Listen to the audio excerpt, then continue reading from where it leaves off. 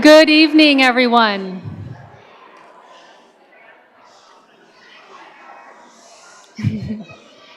Thank you all for being here tonight. Big energy tonight. Thank you. I'm going to go ahead and do call to order. Mrs. Richards, may I have the roll call, please? President Anderson, let the record show that 4 out of 5 board members are here this evening. Thank you. Please join me in a moment of silence, followed by the Pledge of Allegiance.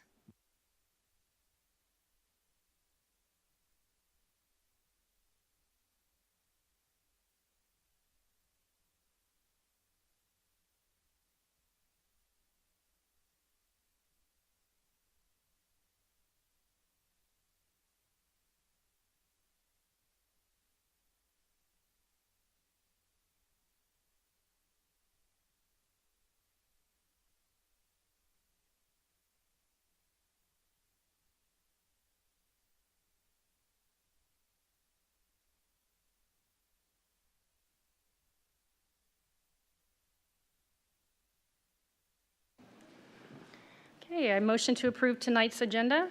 Second. All those in favor? Aye. Aye.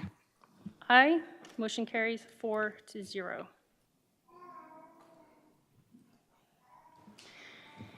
Next on the agenda is the superintendent's report with Mrs. Richards. Good evening. We're excited tonight for another episode of Higley Adventures. We start off congratulating the high school students who were selected as the National Merit finalist. The Higley High students are Mason Osborne, Cutter Renaudin, Wyatt Rosso, and Jennifer White. And from Williamsfield High School, we have William Robinson. If any of those students or young adults, or adults, that's what I'll call them, are in the audience, will you please stand? This is quite the honor. We're very proud of them. These academically talented high school seniors now have the opportunity to continue in the competition for some 7,140 National Merit Scholarships worth nearly $28 million. We wish them the best of luck as they continue this rigorous process. And I want to give them a round of applause because hopefully they're watching.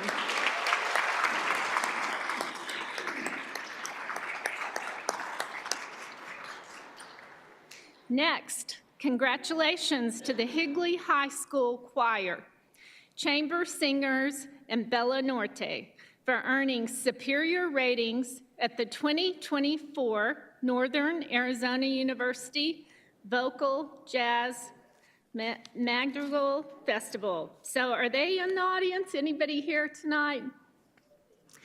All right, good job. We have singers and we have thinkers.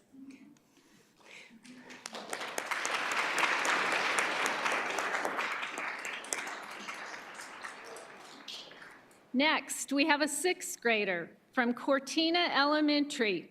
He participated in the annual National Civics Bee. Out of hundreds of essay submissions, Cole, the 6th grader from Cortina, was selected as one of the top 20 competitors. And he was invited to compete in the next round against 19 middle school students from other Queen Creek schools. The top competitor will now continue to the state competition, and the winner of the state competition will compete nationally in Washington, D.C. Great job, Cole. We are so proud of your accomplishment. If you're in the audience, stand up and wave. All right, I know his administrators are in the audience, so let's give Cole a round of applause.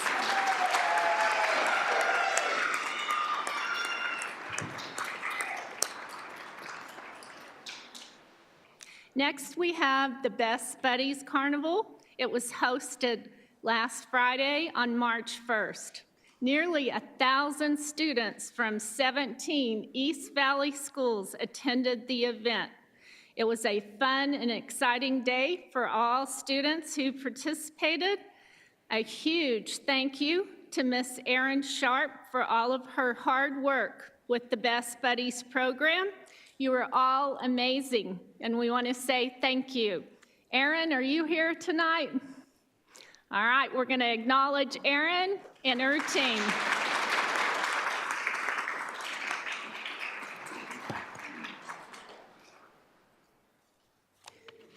Everybody had a great time. They got really messy. That's what it looks like to me. All right. Next, we have HYSL Cheer Showcase.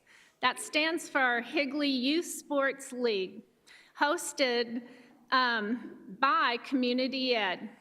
This elementary cheer showcase was highlighted last week. You know, the day where the dirt storm blew in and we weren't sure it was going to happen? They did it.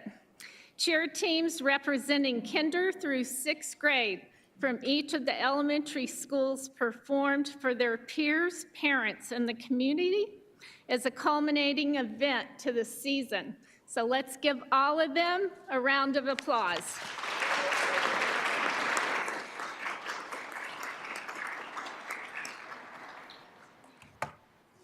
Moving on to points of pride.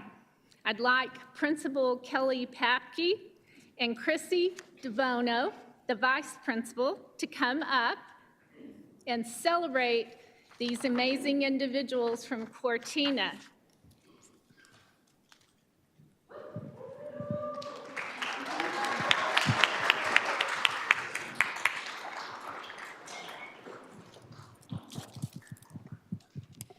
Good evening. Madam President, members of the board, cabinet, thank you so much for having us this evening. I'm Kelly Papke. I am the principal at Cortina, and I am very excited to be able to recognize some special people from our school who are just a few that make up our amazing community, and we're just super excited to recognize them tonight. So we're gonna start off with our student. So if we could have Isla come on up.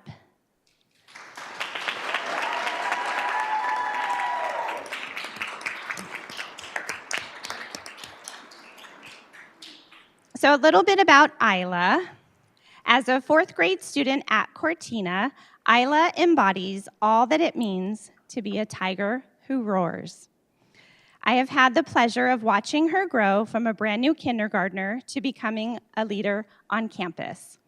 As a member of the Tiger Ambassadors, Best Buddies, and Robotics, she is able to highlight her leadership skills, and she models the key pillars of character.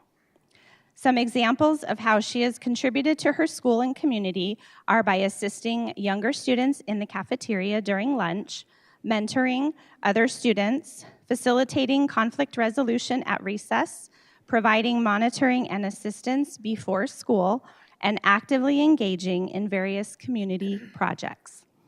Her teachers say that Isla is a kind, respectful, and a very hard-working student. She is an enthusiastic learner and tackles new challenges eagerly with a positive attitude. Isla is a problem solver, and her interactions with her peers are always positive and encouraging. She demonstrates great leadership qualities by being responsible and treating her classmates with respect. It's a joy to have Isla in our class, and we couldn't be more proud of her. So congratulations, Isla.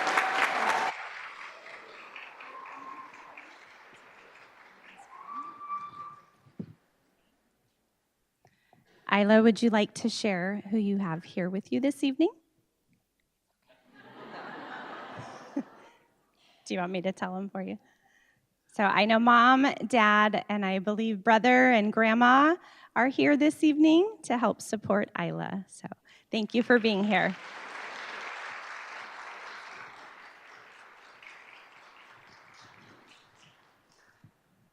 All right, and next we would like to recognize our certified staff member, Miss Nicole Flores. Come on up.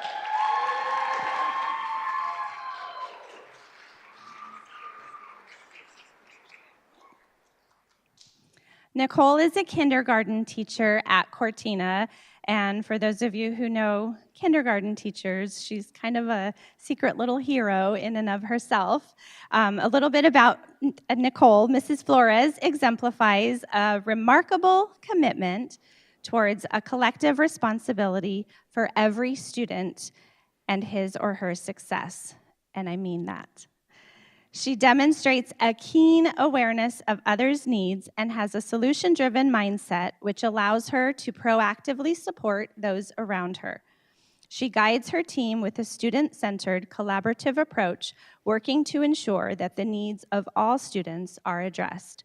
She also serves as the head of the yearbook committee and providing homebound support beyond the regular school day to a student. She fosters strong connections and engages with both students, staff, and parents in a manner that genuinely demonstrates her compassion and concern. She seizes opportunities for learning and personal growth, demonstrating a willingness to invest time, effort, and hard work in all that she does. Mrs. Flores comes to school each day with a positive attitude and a readiness to serve, and lots of fun stories about her new grandbaby. We are so grateful for her leadership and dedication to students, colleagues, and our school community as a whole. Her caring heart and commitment truly have a positive impact on the students she serves. Mrs. Flores, we appreciate your invaluable contribution as a member of our team. Thank you.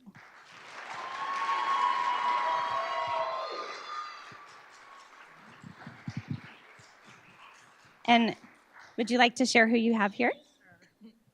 My husband is here, my 2 boys, my daughter-in-law, and the cute little grandbaby. Thank you for being here this evening.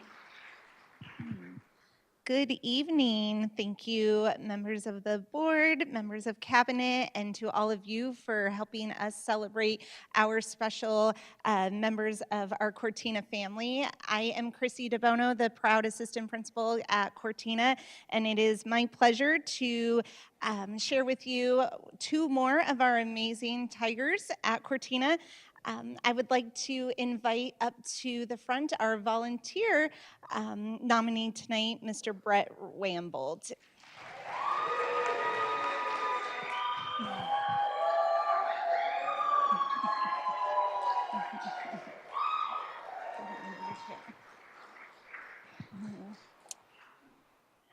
Mr. Wambold is one of our parent volunteers, and more specifically, a member of our super cool Rad Dads Club, which is part of our PTO.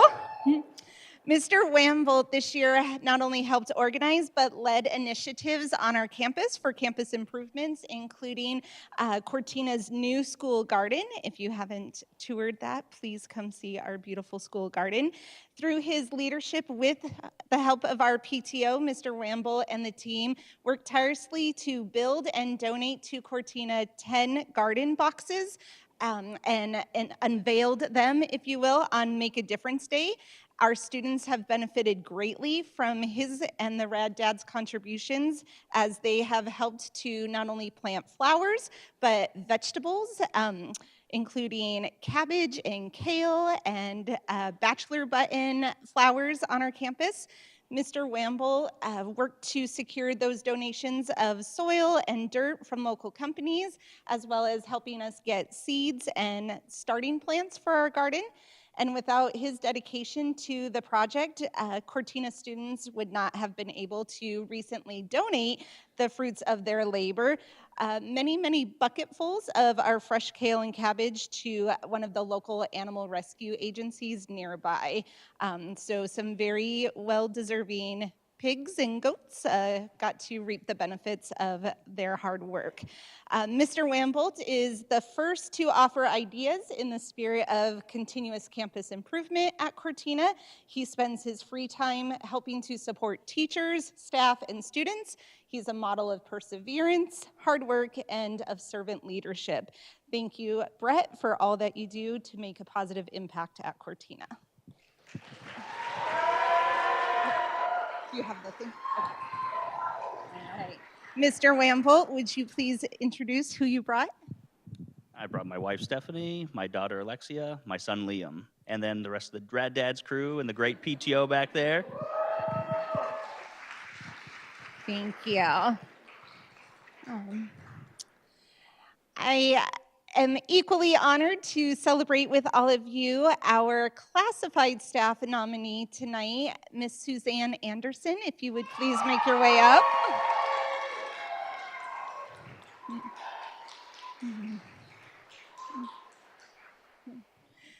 Suzanne is one of our dedicated, passionate, and caring lunch aides on campus. Every day, I get the pleasure of being in the lunchroom with her and watching her serve the students and staff at Cortina, specifically through her heart of gold. When she's in the cafeteria, you can see Suzanne going above and beyond her regular duties as a lunch aide, supporting individual student needs. It may be a Band-Aid for a boo-boo, a tissue for a runny nose, napkins for faces, but most importantly, her never-ending warm smile and encouraging words. She's always listening to our students, helping to not only problem solve through conflicts, but be that solution-driven person in the cafeteria to help us every day make sure lunches and lunch recesses are smooth and effective.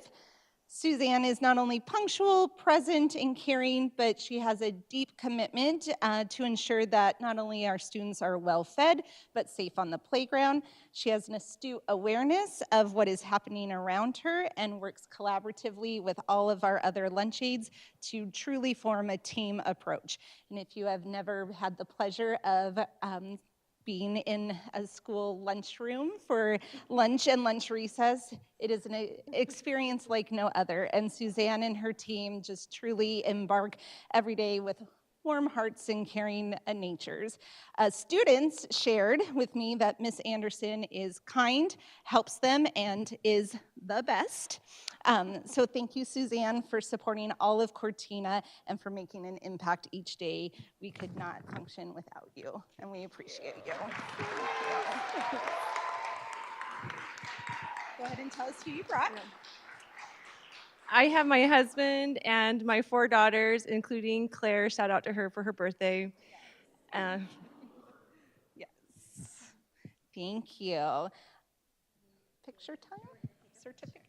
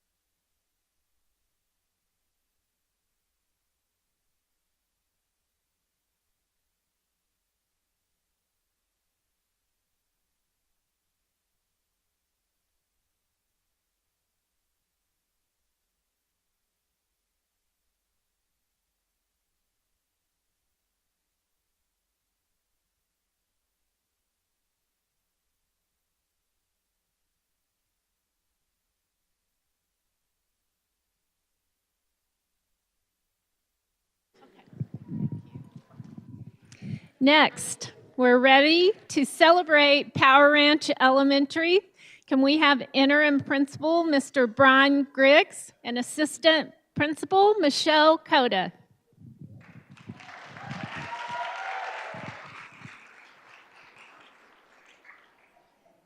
So President Anderson, members of the board, and cabinet, thank you for the chance to celebrate the great things that are going on at Power Ranch. Those great things are the direct result of the hard work that the students, the staff, and families are doing, and I'm excited to see all the different staff members, families, and students here to celebrate Power Ranch and the different people that we're going to honor today. So as introduced, I'm the interim principal, Brian Griggs, and then this is the awesome assistant principal, Michelle Coda. And so coming up first, we will have Lisa Uematsu come on up.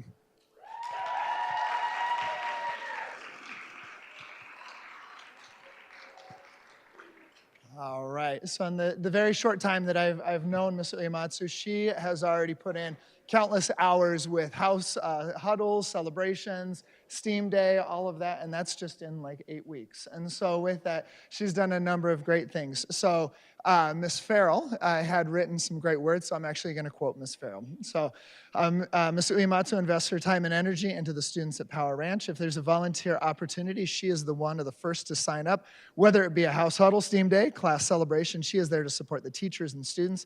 So positive and kind to all students. If the classroom needs anything at all, Lisa always offers to help and provide materials needed. I'm so thankful I've had the chance to work with her this year.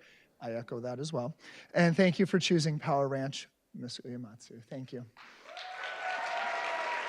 So who did you bring with you? He doesn't want me to point him out, but I brought my son, Elliot. So Elliot, wave to your mom, say, I'm so proud of you. There we go. All right. I have the honor of recognizing Victoria Bruick this evening.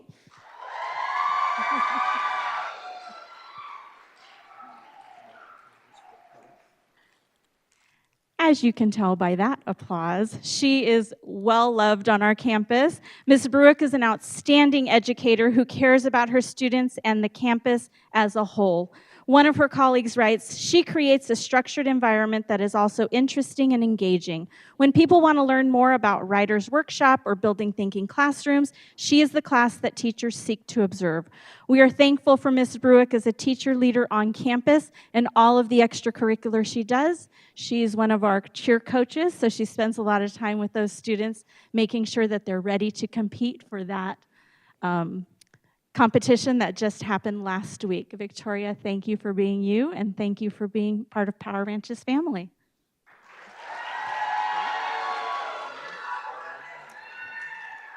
And who did you bring with you tonight? Oh, I brought, well, a bunch of friends and my coworkers, and yeah. That's it. All right. All right, next up, we've got Miss Galloway. Come on down, Emily Galloway.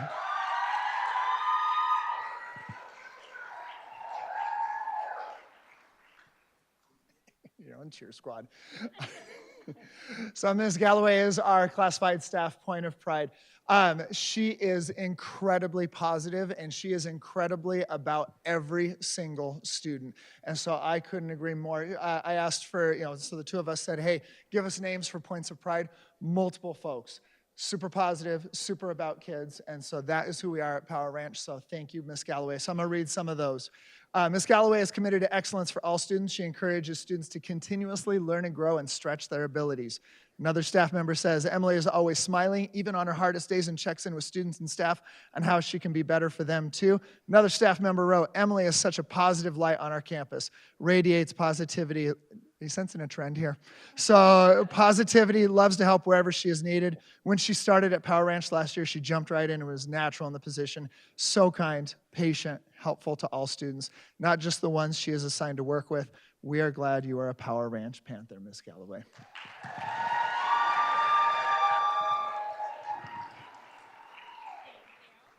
Who did you bring with you? I have my kids and my friends.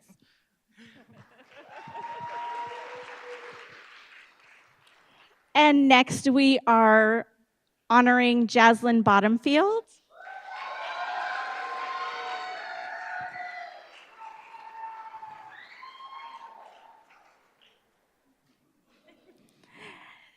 Jazzy demonstrates both academic care and a kindness towards others. Jazzy has all the qualities of being a Power Ranch Panther. She is responsible, hardworking, and a friend to all. She consistently makes good choices and leads others to make good choices as well. She's involved in many activities and keeps herself busy. She loves to have fun at school, but she knows when to take things seriously. She can work well with any peers and she does her best to include everyone inside and outside of the classroom. She's a great student. We are thankful that you are a Power Ranch Panther, Jazzy.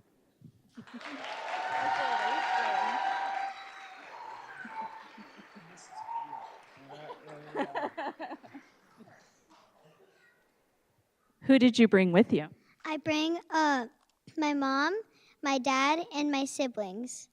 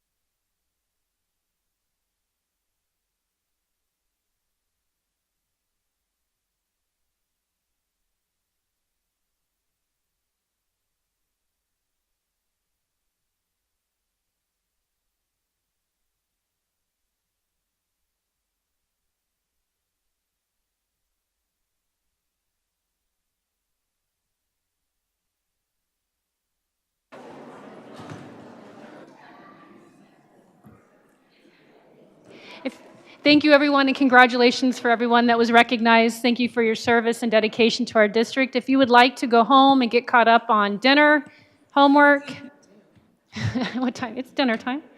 Sports, family, you're welcome to leave.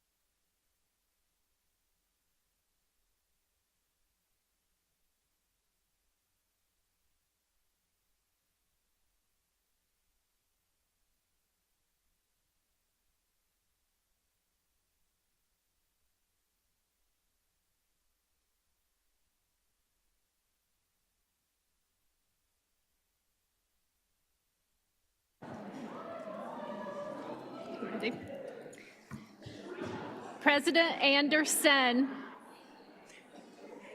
Next, we have our report of upcoming events. And I'm pretty sure everybody in the school district knows what starts on March 11th. What? So funny.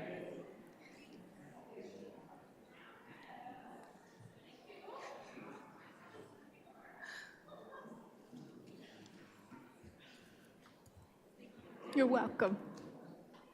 Lots of love and happiness in Higley, for sure. Much to celebrate. When we look at our upcoming events, like I said, most people know what starts on March 11th and goes through the 22nd, and it's spring break. That means no school. Next, we want you to take note of our next job fair on Thursday, March 28th, here in the boardroom at 5 p.m. We're hoping that that will attract a lot of people because it's hopefully after the work or the school day. Next, we have another holiday on Friday, March 29th. That's the spring holiday, and again, no school. Wednesday, April 3rd, we have our next board meeting here at 5 p.m. in the boardroom. Friday, April 5th, there will be a school visit to Higley High School. We hope you can all join us for that.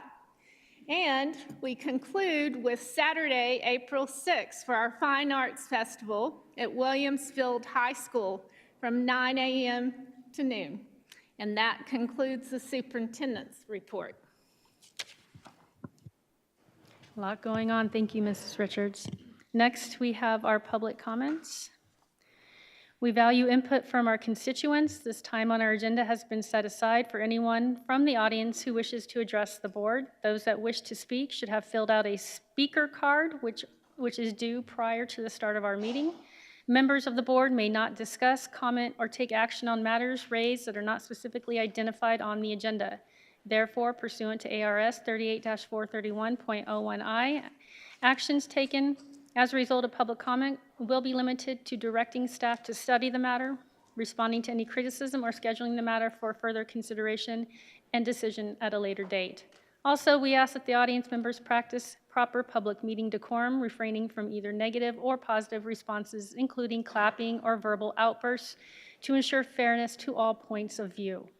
Those that refuse to follow these rules may be asked to leave. In accordance with policy BEDH, public participation at board meetings, if considered necessary, the governing board president shall set a time limit on the length of the comment period. In order to ensure that each individual has an opportunity to address the board, the president may also set a time limit for individual speakers. Thank you for your cooperation. And first, we'll be hearing from Heather Balch.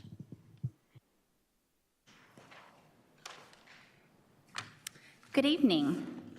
I'm going to read an adapted poem to you tonight.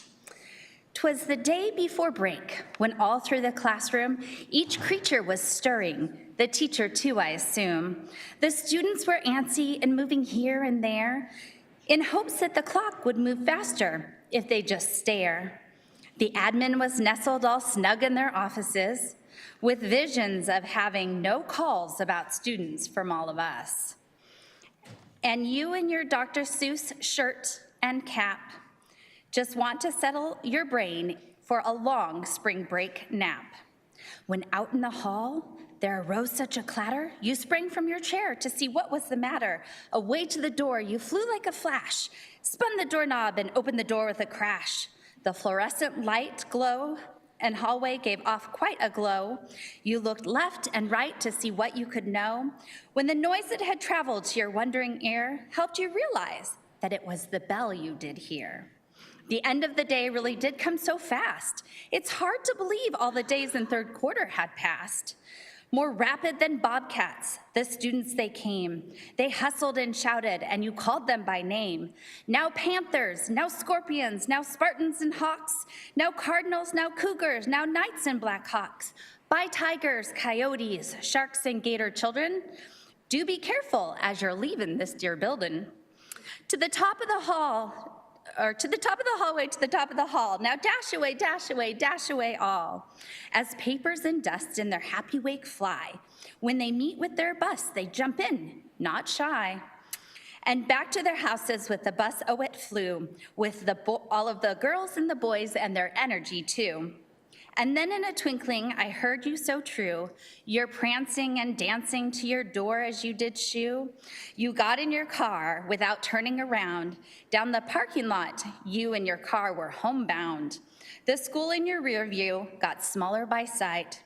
Have a great spring break to all, and to all, a good night. Happy spring break.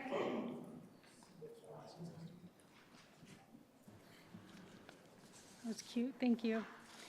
Next is June Blaine.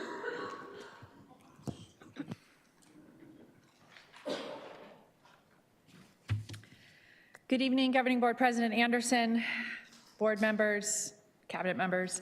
My name is June Blaine, and I proudly serve as the president of the Higley Education Association. For as long as I've been a teacher in the district, 20 years now, HEA has had a memorandum of understanding with the district. Since 2001, we have had a governing board policy in place supporting and securing our role in the district, which is to advocate on behalf of all staff. Over the years, while people have come and gone, the policies have remained. HEA not only sits on meet and confer, but we also have representatives on every district committee. We make sure that all staff have a voice and have a voice in decision-making in the district. Whether someone pays dues or not does not decide the course of our action when taking and advocating for staff. HEA has been instrumental in ensuring bonds and overrides pass. We have outstanding members as educators, some of whom are nominated as Teachers of the Year. We are leaders both in the classroom and in the community. And the relationship that we have been able to forge with the district only makes Higley stronger. Together, we are stronger. Thank you.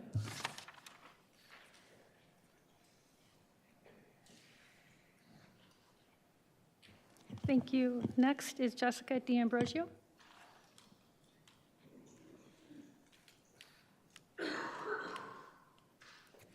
Good evening, President Anderson, governing board members, interim superintendent, Ms. Richards, and to our HUSD cabinet.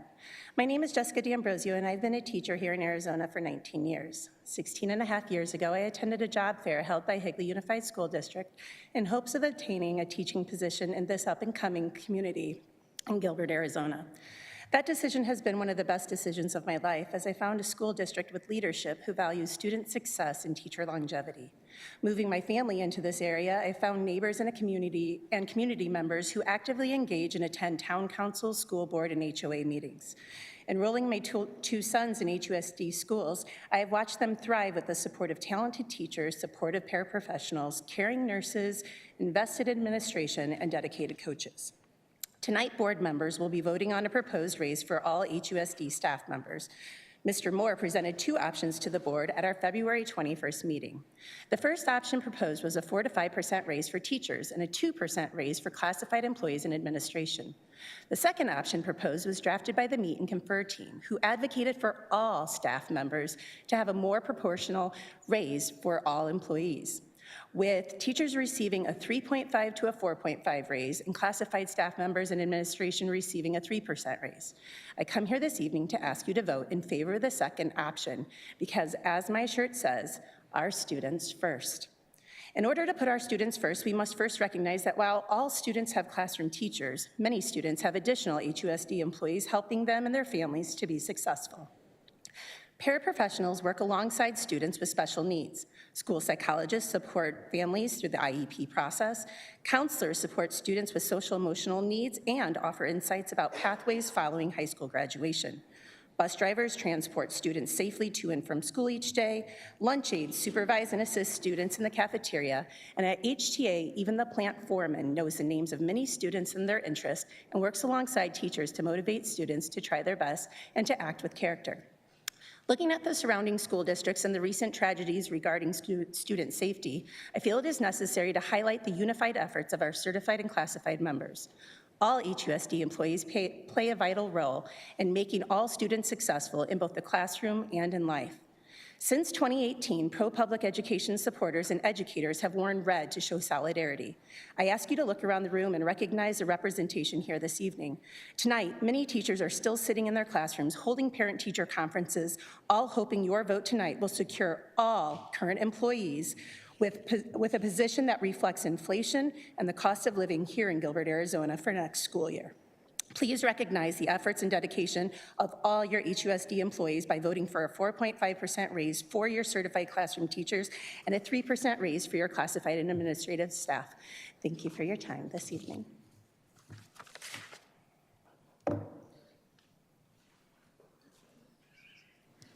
Thank you. Next, we have Kathleen Richards. Good evening, board and members of the cabinet. I wanted to quickly come here because of a couple things, primarily being the discussion around staff increases. I have the honor of serving on the Citizens Committee that was formed to investigate whether or not we will suggest to the board at the next meeting to put forward a bond as well as a continuation of the M&O override. And one of the things that the committee asked for was a survey to be done within our community to reflect not just what parents here within HUSD, but the community as a whole sees as important in terms of the role of HUSD. And the thing that struck me the most last night as we were listening to a presentation on those results was that the number one thing that our community members, and when I say community members, I'm talking whether they have children or not in this district, whether they have children in the home or don't, whether they're retired age, across the board. The most important thing in terms of how the M&O money is spent was in terms of teacher pay and making sure that that was reflected in how we choose to steward the money that we have at our disposal. And as this is the topic, primary topic of this evening's meeting, I felt it was important to make sure this is all things that folks can find out by reading the minutes. These are all public meetings. They're welcome to attend. But it was important for me to make sure that you guys were aware of the fact that that is something that's not just important to our teachers that are here representing tonight. It's not just important to us parents and families who benefit from those amazing teachers that HUSD has managed to secure and hire and educate our kids, but it's also reflective of what the community expects of our board. And so I hope, as the HEA has expressed, that this will not just translate to our teachers, but the reflection of the fact that it takes a village to educate our kids. And within a school district, that village is certainly led by our teachers, but those teachers cannot do the work that they do without the support of the staff around them. And so whatever you all end up voting and deciding to do with that should be reflective of that, of the desires of the community. Additionally, I just wanted to reiterate and take a moment with the last few seconds that I have.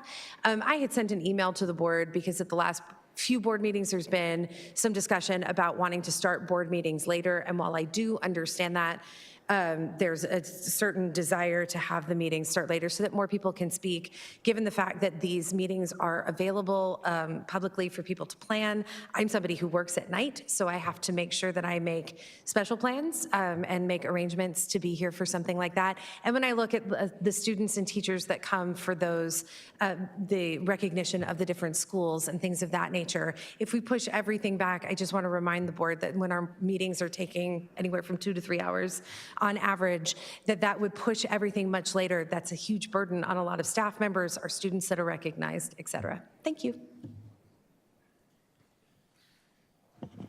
Next, we have Mary Ann.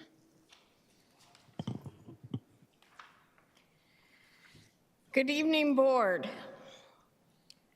I come here representing many of the people in the community. There was this very sad letter sent out to the Williamsfield High School families last week regarding a very beloved administrator at that school.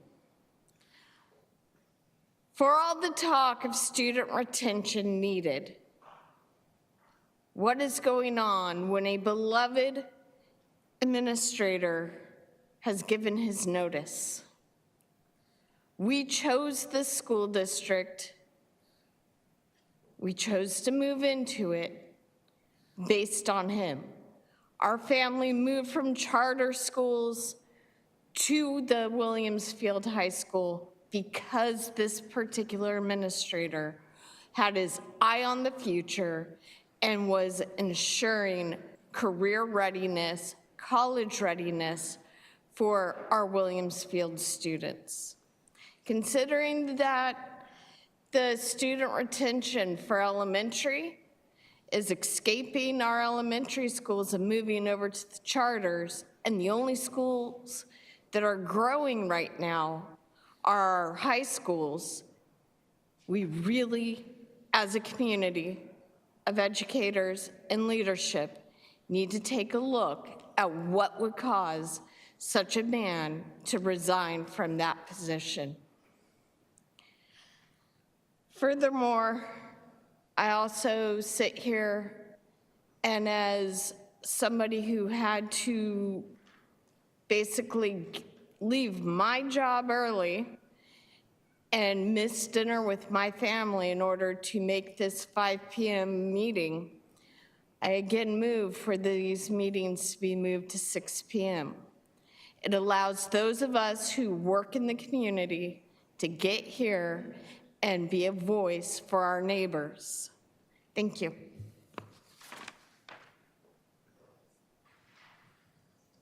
Okay, thank you.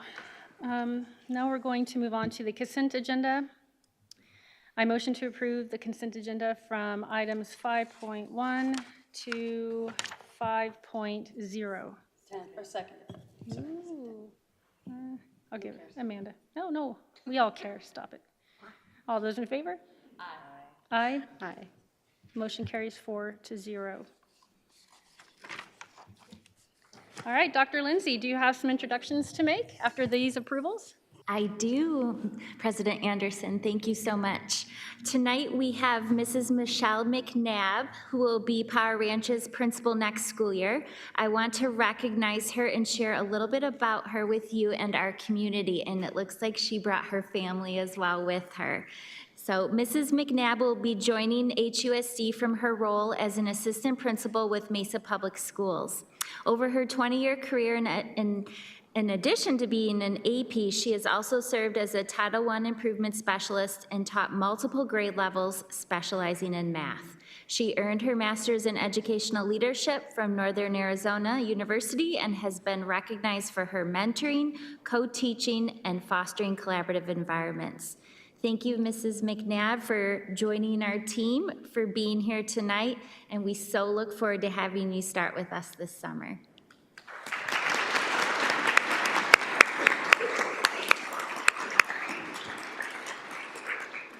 Additionally, we have another new administrator whose hire was just approved. Thank you very much. Mrs. Amy Coaches, our new Early Childhood Development Center Director.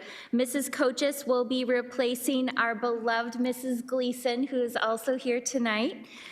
As she starts her well-deserved retirement at the end of this school year. While Mrs. Coaches wasn't able to be here tonight, it's her spring break and she already had plans this week. I want to provide for you a quick highlight on who she is for you and our community.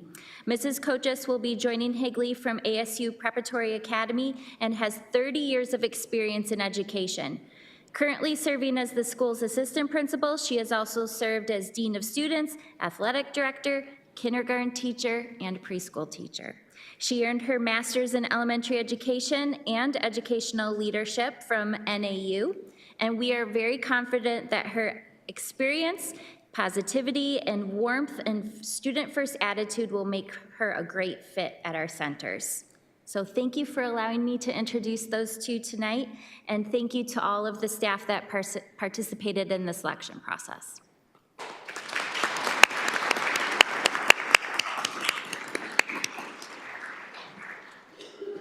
Thank you and welcome to our district. Okay, next are information items. We have the third review of the maintenance and operation budget by Mr. Moore. Good evening, President Anderson, members of the board. Tonight I'm presenting the third review of the fiscal 2025 maintenance and operations budget. This presentation is going to look exactly the same as what I presented. I'll wait a second.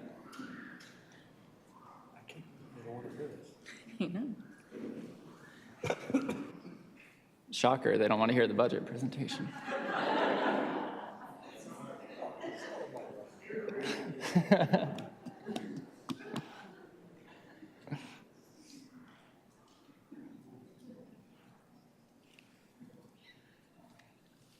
All right.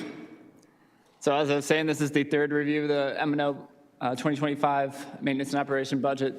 Again, we're looking forward to next fiscal year, and this is going to look exactly the same as what I presented at the last board meeting, with the exception of one slide I added. So kind of jumping into this, again, just a reminder, we operate on a fiscal year basis, and so school districts' fiscal years is July 1 through June 30. In the budget cycle process, we are currently working towards our May revision, so that's our current year budget revision. But tonight we have on the agenda for tentative approval for our 25 budget, and so we can get started with hiring our staff, ensuring contracts are renewed, so we can make sure staffing is all set for July 1. Looking at some of the highlights, again, not much has changed since the last presentation. We still, in terms of legislative conversations, AEL is still on the table. There's been no confirmation as of whether they'll be exempted or not. Again, I've expressed, I firmly believe that there will be some sort of exemption in one of these bills as this K-12 budget bill gets pushed through. But that has not come to fruition yet, so I just want to always point that out.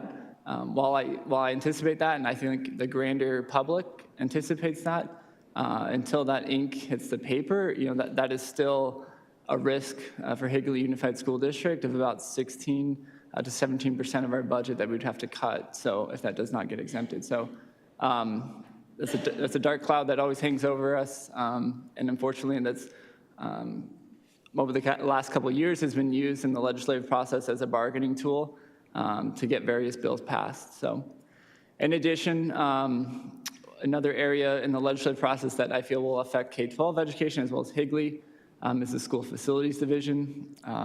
It's not new news that the state has a budget deficit, and so one of the entities of the state is the School Facilities Division. They're annually obligated to appropriate $16 million to the School Facilities Division. In the past several years, they've appropriated well above that appropriation. So we feel some of the conversation is that may be an area where the state goes to cut spending. They may not appropriate additional dollars to that bucket of funding. And as a reminder, that School Facilities Division provides another basically grant resource for school districts to submit capital projects to. They have to meet a certain criteria in terms of useful life, life expectancy, et cetera. Higley Unified has been grateful. We just received $1.2 million from that grant fund to finish the rest of Higley High School. We have several other projects teed up in there, but I fear those projects' future and whether they'll be funded or not going into next year. Some of the known budget implications that we do know, we are including a 2% inflation adjustment in this budget presentation. The legislature is obligated to increase by the minimum growth rate, and that calculation is utilized. There's a statute with that, but it takes in GDP and a bunch of formulas to come up with, like, does it meet that test? And so right now it's trending above 2%, so we feel very confident in including that 2% increase in these estimates because we feel that the legislature will be appropriating that inflation adjustment. I also noted that this is the last year, again, the FY25 next year, of the fully funded M&O override unless it is renewed in November 2024. So I know we just had a public comment. We just had last night meeting number 4 of the Citizens Committee. And I feel, we have one more meeting, and then the April 3rd meeting, we're gonna bring forth a recommendation. So for the board to put the override on the November ballot, so. Got a President question? Anderson, so sorry, Mr. Moore. Can you just remind us what happens the first year if it doesn't renew in November, what that amount is, what the second year is, and so on? I'd appreciate it. Thank you. Yeah, so the M&O override, while it's a 7-year authorization, there's 5 years of fully funded. Right now, that funding is providing about $13 million in additional M&O capacity. And so year 6, they call it the phase down. So if we do not pass in November, this election will be going into year 6 of fiscal year 2026. That starts a phase down of 33%. So that equates to just about $3 to $4 million that we'll have to cut from our budget. That we'll have another opportunity if whatever happens in that case in the November 25 election, if that does not get renewed in 24. But then if that does not pass, year 7 is phase down number 2. So that is a 66% reduction in funding. And so that's about $8 to $9 million. Then we'll have, again, another opportunity, looking at what would be the 2026 election. And if that doesn't pass there, then that preceding fiscal year, it'll be fully expired. And so that will be a total of $13 million at that point in time we'll have to cut from our budget. So we do have an updated graphic on our website that clearly shows like that. Basically, it's a picture that kind of shows that timeline. We've been working hard to kind of spread the word and kind of be transparent in the fact that this is fully funded for 5 years, but does have a fiscal cliff if it is not renewed. So Thank that, you. Yep. Yeah, thank you. That last category there is our budget transfer. This has been a tool that Higley has utilized over the last several years to support our middle school lease payments. As I've mentioned before, we do not own Sossaman and Cooley Middle School. That was a lease agreement that was done by previous administration. So we have an obligation to pay that lease payment. We do have to pay it from capital funds. And so that's why we transfer those dollars to capital to make that payment. So that highlighted, we're still looking at potential transferring additional dollars to major projects. None of that is being recommended tonight. If there is a recommendation, we'd bring that forth in June when we officially propose and adopt the budget. So I just wanted to highlight that because, again, it is March. We're making a lot of estimates and for our next year's budget. And so we want to, again, bring back maybe potentially some additional transfers in June. But again, that nothing is being approved for additional transfers in this budget tonight. So looking, as I mentioned before, we have to do a May revision for this current year's budget. So it plays an important role in the budget conversation for next year as well. We have not revised our budget since June 28. Statutorily, we're obligated to revise our budget to the 100th day ADM. Arizona school funding is operated on current year funding. And so school districts are required prior to May to revise their budget. And so we have not revised it yet, but we are earmarking that May 8th board meeting. And so what I'm anticipating bringing to the board on that May 8th board meeting is that second line there. Again, that first line is what we adopted in June. It was a budget, general budget limit of $124 million. It included M&O transfer to capital of $5.6 million. We did appropriate the one-time state aid supplement to capital. I don't anticipate that being renewed again into next year. That was it was almost like a yard sale at the legislature last year in which they were appropriating the $2.2 billion in excess cash. So K-12 got a little bit of supplemental income from that budget, the K-12 budget bill. So we appropriated that to capital. Looking at our revision, as I mentioned in previous presentations, we have been seeing some enrollment loss, specifically at the elementaries. That ADM loss was 183. That is reflected in that budget revision number. As again, it still assumes the same transfer that we adopted back in June, and an actual budget balance carry forward of $24 million. And so with that revision, the difference there is $288,000.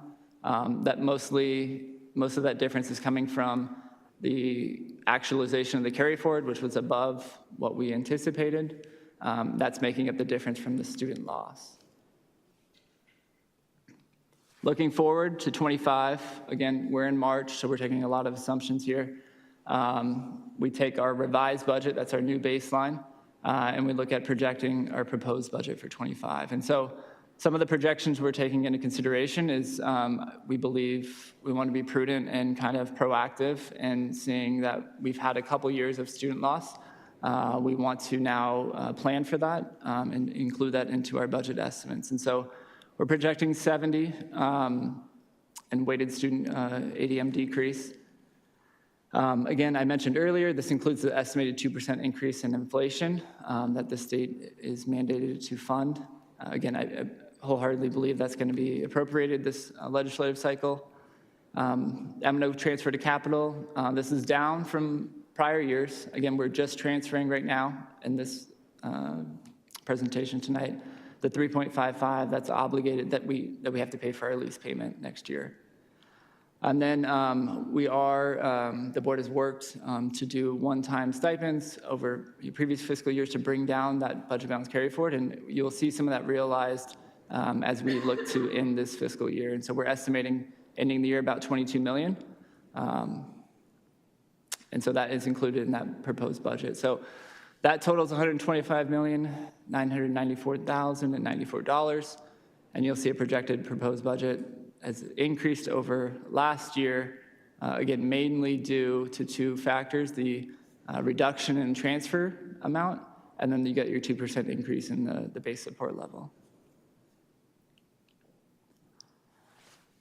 So looking at some of the estimated fixed cost increases, so some of the knowns that we do know right now, property casualty insurance, we're going to see an increase there.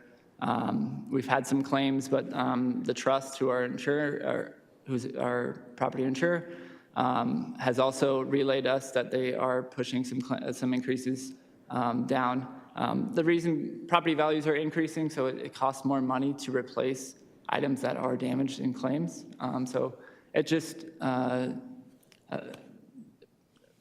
not happens, but this is just the reality of when property values go up, there's typically an increase in replacing those items. So utility increases, I've covered this before, but 400,000 of that 500,000 that's projected is these phase 2 of the Town of Gilbert water increases.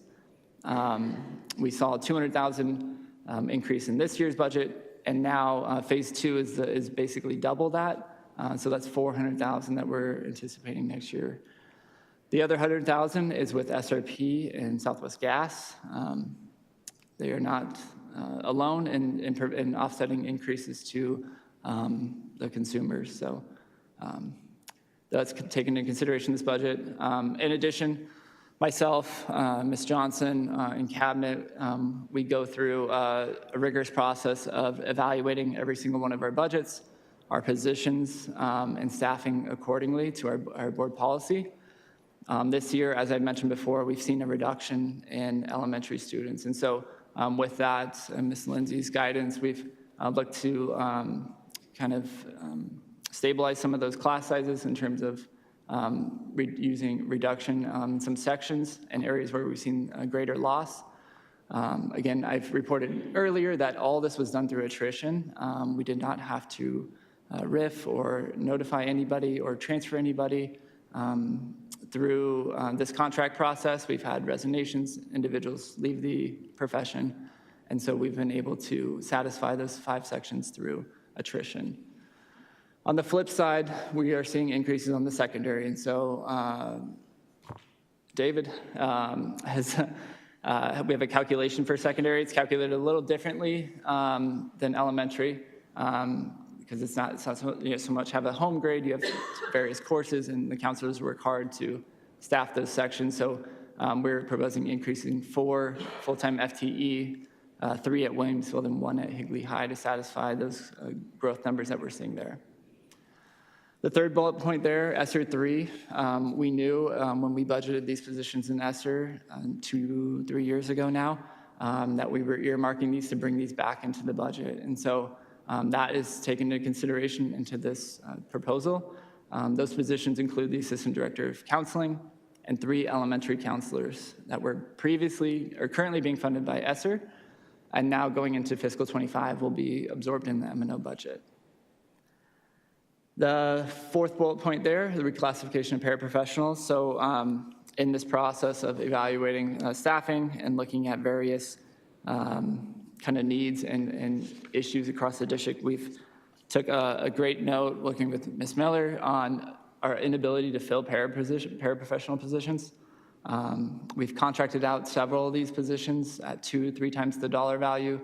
And so evaluating their grade schedule on the classified staffing schedule, or salary schedule, excuse me, we felt there was some opportunity there to increase or move the grades. And so the para 1, currently at a grade 105, would be moving to a grade 107, which is a starting salary of $16.62 an hour, and then para 2s would be moving from a 105A to a 110, which has a starting salary of $18.29. This puts us a lot more competitive with our neighboring districts. It doesn't beat Chandler or those larger districts, but we feel this move will help us fill some of those positions and keep and maintain some of the individuals that are currently in that role. The last bullet point there, part of the conversations with Meet and Confer is we're looking at other opportunities to provide additional benefits to our classified staff. And so our school calendar is kind of misleading. that really represents a certified staff and calendar. And so a lot of those breaks, classified staff, those are working days. And so staff are working those days. That's how we basically manage and keep our buildings. And so looking at opportunities to provide additional benefits to those individuals, we look at winter break. That's an opportunity where there's a little more downtime. And so we're looking at adding 3 days of additional paid holiday between Christmas Day and New Year's Day. And so that provides some time for those classified staff to spend time with families, provides paid time off for those individuals. And so our 10-month, this also includes our 10-month, and so those individuals would not be working. Those are non-paid days for 10 months. So this does provide some holiday pay in compensation over the holiday period. So this aligns, again, with some of our neighboring districts, and I think is just another benefit, a way we can honor those staff that would not typically have these days off. So all those are included into what we are categorizing fixed costs. And then we've talked about compensation options. We've talked about 2 different options. Option 1, which includes a flat M&O increase of 2% to our certified staff, classified administration, and our supplemental schedule. That total dollar value for a 2% increase is $1.6 million, just over $1.6 million. In addition, I felt this is really going to play into factor to option number 2, but in evaluating our classroom site fund, which we do annually with our meet and confer team, that fund has grown substantially. And so that bucket of money, as I've noted in the bottom, can only be distributed to teachers. Only teachers are eligible for that bucket of money. It can include different compensations such as performance pay, but is utilized for teacher development, other classroom supported services. And then we have it's outlined specifically in our pay per performance plan. And so looking at that bucket of money, we felt we can increase that portion going to teachers by a dollar amount. So it's an increase of $1,750. And so that $1,750 represents that $1.4 million that you see represented there. Some of the conversation too is moving that mostly to the base. There's a base supplemental in that plan. And so that provides additional compensation throughout the extent of the teacher's contract period. So it's not just a one lump sum time, it's additional pay throughout the entire contract period. So what I have a 2 and 3% in there is because when you do a flat dollar amount, your lower paid hourly staff are going to see on the not hourly staff, lower paid certified staff, so your newer teachers are going to see a higher percentage increase. So that's what the 3% represents. The teachers that have been on staff longer will be closer to a 2%, as that's just how math works when you do a base amount to a salary that's higher. So you can see the total percentages represented across the board. It would be 4 to 5% for certified staff and 2% to the rest of the staff represented. So again, meeting with Meet and Confer, you heard tonight, Meet and Confer really pushed this plan here. And so we have worked hard as a district over the last several years to honor all staff. I think you heard that tonight. And that's exactly what option 2 represents, is honoring all staff and utilizing that bucket of money that is only for teachers to its fullest capacity, really. It's really leveraging all our funds to honor all staff. And so you'll see a larger proportion of the increased percentage coming from classroom site fund in this plan because they're taking a smaller increase from the M&O.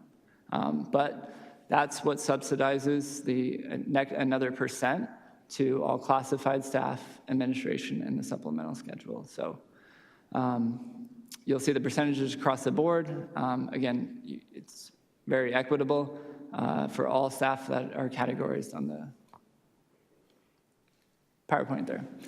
So the only slide I added was a new certified teacher with some of these proposals. So with just option 2, which is what is recommended in a later agenda item. So the certified teacher, a new certified teacher, would have a base salary. Again, that base salary is our M&O obligation. You can see the net change there of 344. So that is half of the 1.5%. And the reason we do that is for compression issues, right? If we have a new teacher today and they are getting 1.5%, if we hire a new teacher tomorrow and provide them the same 1%, that one-year teacher is now getting the same as a new year teacher this year. So we have to do, on the salary schedule, a percentage difference to create some compression and honor that individual, that one-year teacher. And so that's what that 344 represents. The base salary would be, salary schedule would receive a half of the 1.5%, so 0.75. The classroom site fund kind of bucket, these are our three categories in that pay performance plan. You have classroom site fund base, which currently is at 5610, retention pay at 2250, and performance pay at 2500. And so part of the conversation with me and Confer was kind of reallocating some of the funds, as well as putting the additional 1750 that I talked about on top of the base. And so you'll see the CSF base supplemental now is 8110. That's an increase of $2,500. The reason that's higher than the 1750 is because part of the conversations were to reduce the retention pay and performance pay and put more money into the base, which again provides resources now throughout the contract period and not just in a lump sum, either at the end of the pay or the retention pay paid in December. So a new starting teacher salary, if option 2 is approved tonight, would be at $58,320. That is a brand new teacher starting at Higley Unified School District. So very competitive wage. We've done a lot of work. The board has done a lot of work over the last couple of years in improving increases. And so I feel like we've made great strides in providing a competitive wage. The other wins with option 2 would be now having our classified minimum hourly rate over $15 an hour. I think that's a big win when a lot of our fast food restaurants and other chains have already been there. That 3% would now push us over $15 an hour. And so that, I feel like that's another big win with option 2. And so with that, again, later on the agenda, the recommendation from district administration is option 2. And April 3rd, tonight we'll kind of wrap up the M&O budget presentation. April 3rd, we'll kind of wrap up capital, and the Citizens Committee has a recommendation coming. And then in June, we'll officially bring this back. Again, I will highlight if there is any changes in what I presented tonight when we officially propose and adopt in June. So with that, I'm happy to take any questions.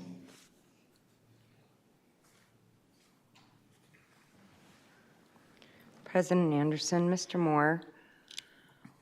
So I do have a lot of questions because I want to understand how we are budgeting. Our fiduciary responsibility as board members is to understand the budget completely and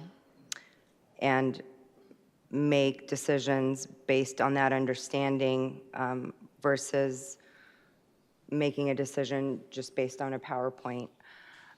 So I took the time to pull reports to better understand what we spent last year compared to what we are budgeting for the following year. And my understanding is, as far as salaries are concerned, last year our actuals were at 61 million. And going forward, we're forecasting almost 81 million. So I'd like to understand how we are forecasting almost $22 million over actuals, and how we justify having such a high forecast in salaries when even our calculations don't get us there. Do you mind explaining where you got the 64 million from? So the 61 million I got off the AFR from last year's actuals, and then the 80 million is based on the numbers off option number 1. Yeah, so President Anderson, Vice President Van Hook. So yeah, 61 million. So the numbers that I presented and I provided you include also benefits. You can't just take salary and provide an increase on salary. There's also incremental increase on benefits when you increase the salary. So 80 million represents salaries and benefits, and I represent that number as a whole rather than breaking that down. Right. So I do have, I did add up salary and benefits, and that came out to 78 million. So we're still off by about $2 million over, over on that calculation. And based on the salaries and benefits last year, as far as actuals, the benefits came in at about 22% of the salaries that were paid out, where our forecast is at about 17% of benefits versus the salaries that's forecasted. So I just want to understand, why are we so over on our forecast?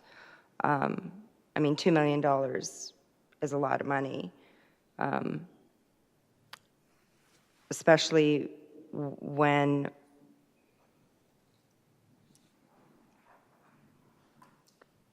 the proposed salaries aren't,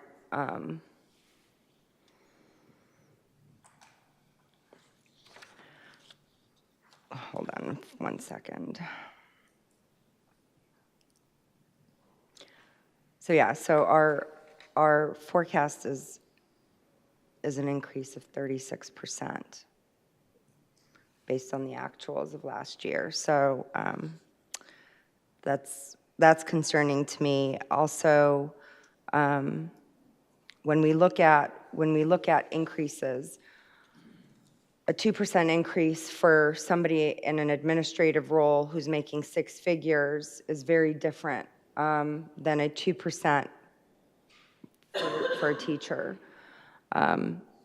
So what I did was I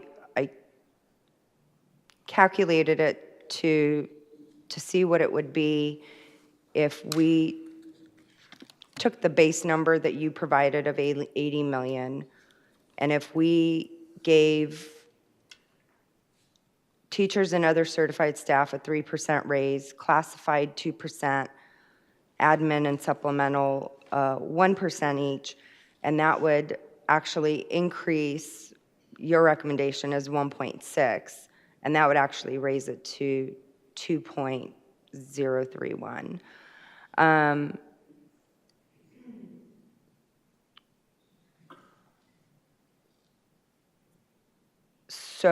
But that's based on the 80 million. So if we were to be forecasting closer to the actuals from last year, based on those percentages, we would actually see a savings of almost $84,000.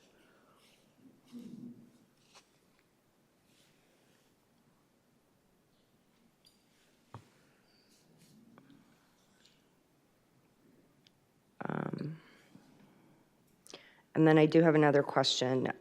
Do teachers who are on performance plans get a raise?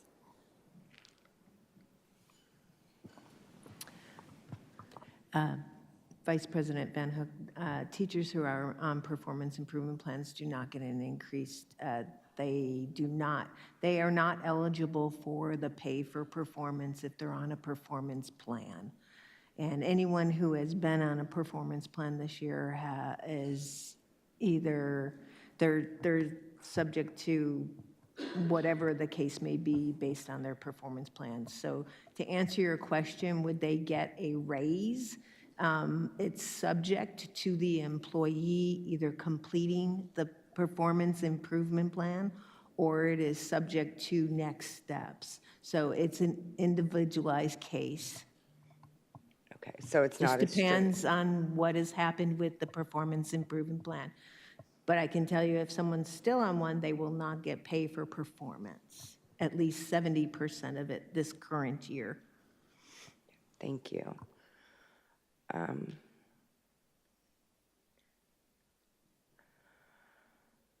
So with our increase in chronic absenteeism, we had a reduction in our special education students, which reduces the funding with reduced enrollment. I fear that if we choose to go with a straight 3% raise across the board, that would have a huge impact on our budget. And so, I'm sorry? I'm asking President Anderson, should we have this conversation when we have the agenda item for the raises specific rather than, I know, but she's talking about the 3% for the M&O. So I'm just trying to understand if this is a conversation to be had now with M&O or a conversation to be had when we do the actual part of the agenda that has the salary increase. Well, this is an information item, so I'd rather have the discussion now versus when we're voting. That's fair, but we have to be specific to the agenda item. So if we're going to stick to the raises, I understand that, I mean, having the conversation, the minutes that we're going to do, we all will live those minutes. It's either now or later. But if we're talking about the M&O specific, that's fine. I just feel like if we're going to stick to the salary increase, we should have that when it's the agenda item, should we not?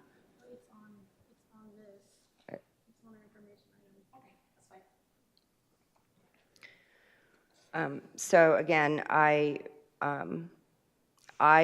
my recommendation would be to do the 3% for teachers and certified staff, 2% for classified, 1% for admin, and 1% for supplemental, and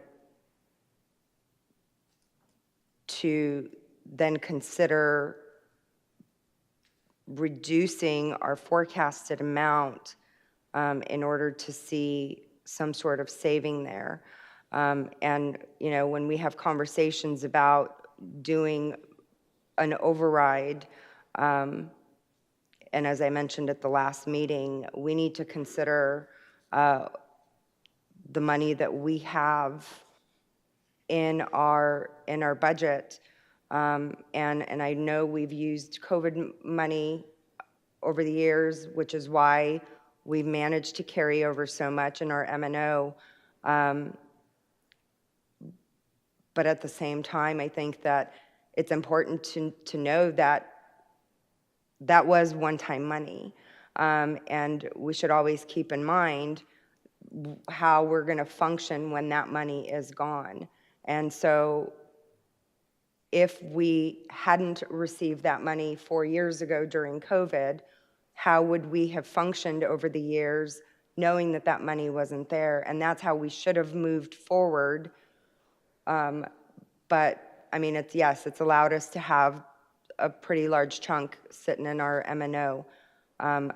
But we need to consider all options before any cuts are made to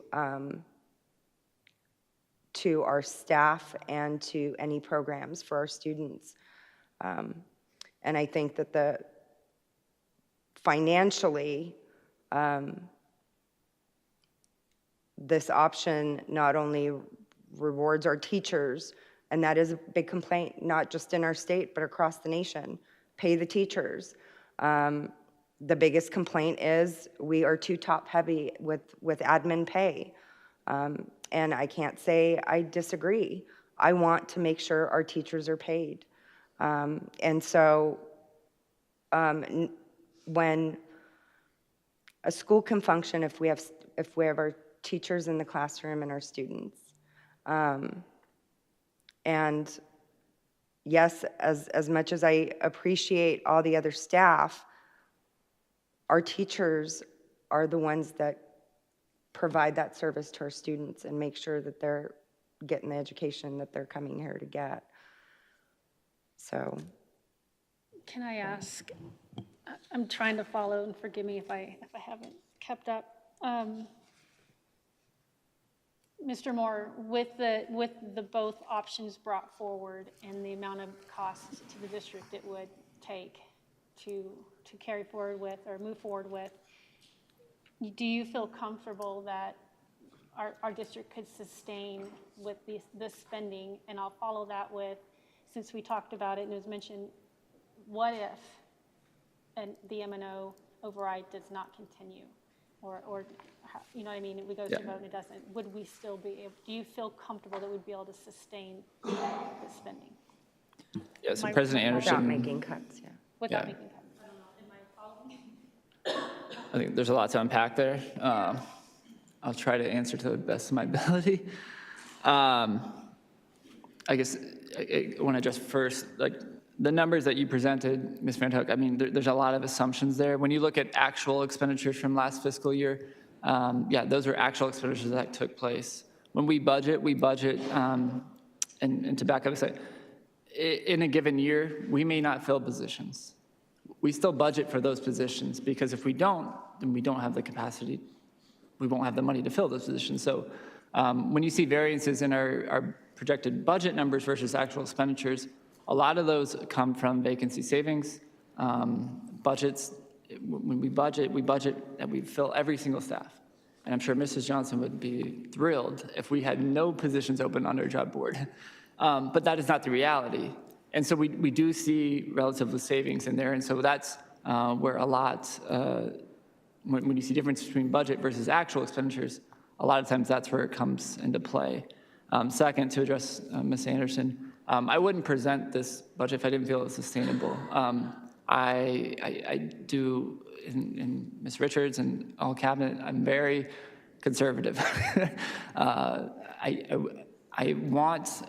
always, I think, I try to pride myself on looking forward and looking not only next year, but 2-3 years down the line. And I don't want to either, whether I leave the position or stay in the position, I want the district to be sustainable and have continuity, not only with salaries, but with everything that we do. And so I'm very conscious of that, and we make hard decisions because of the.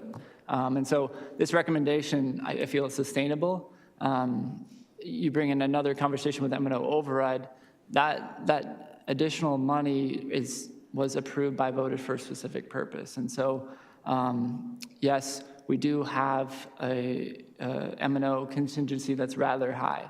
I do feel if we were faced with several failed elections to renew that, we would be able to sustain that. But 13 million is 15% of our budget. We cannot.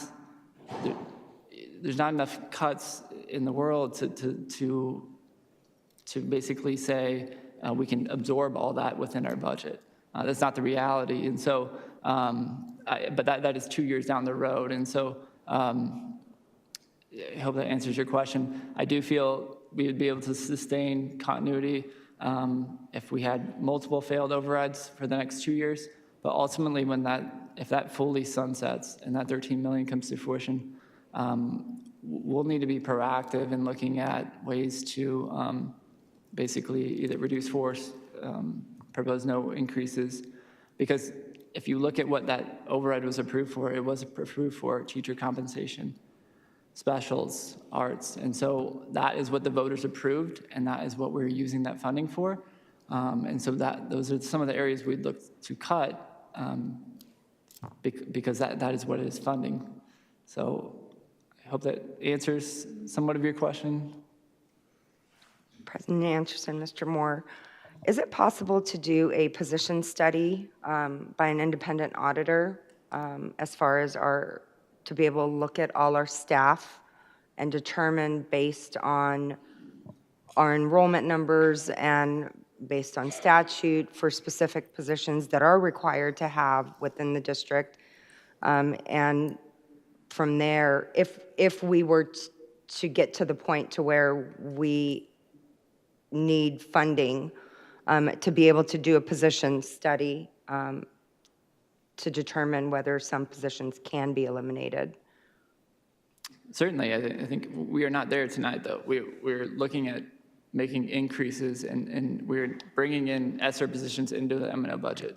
I'm just, Yeah. right, and it's those increases that I want to be cautious about so that we never get there.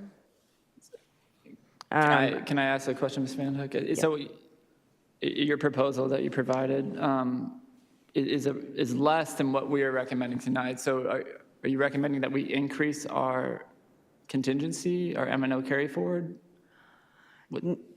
No, so my recommendation is that if we were to, so if you look at the option to the right, that's based on the base salary of our actuals last year. So if we were to utilize our actuals from last year and applied these percentages, we would see about an $83,000 savings compared to what your recommendation is. But remind me again, the 80 million includes benefits, correct? Yeah. Okay, so that's where my difference is I didn't, that 61 million is just salary. It does not include the benefits when I calculated that. So, sorry for 1 minute, if I may. While you're looking, I cannot recall, I'm going to go off topic, still on this item, but off topic. I cannot recall the number. How many more years do we have to pay on the leases? So the leases were originally approved in 2013. That was a 40-year lease. Last year, I brought forward a refinancing, which basically just moved the leases under the district. We were previously paying a third party about $500,000 a year to manage those leases. We refinanced those under the district, saving $15 million, but we still have 30 years left. Thank you. And I only made it to 2 of those citizen committee meetings for the override bond. Can you please remind me, the survey, how many people did they survey for that?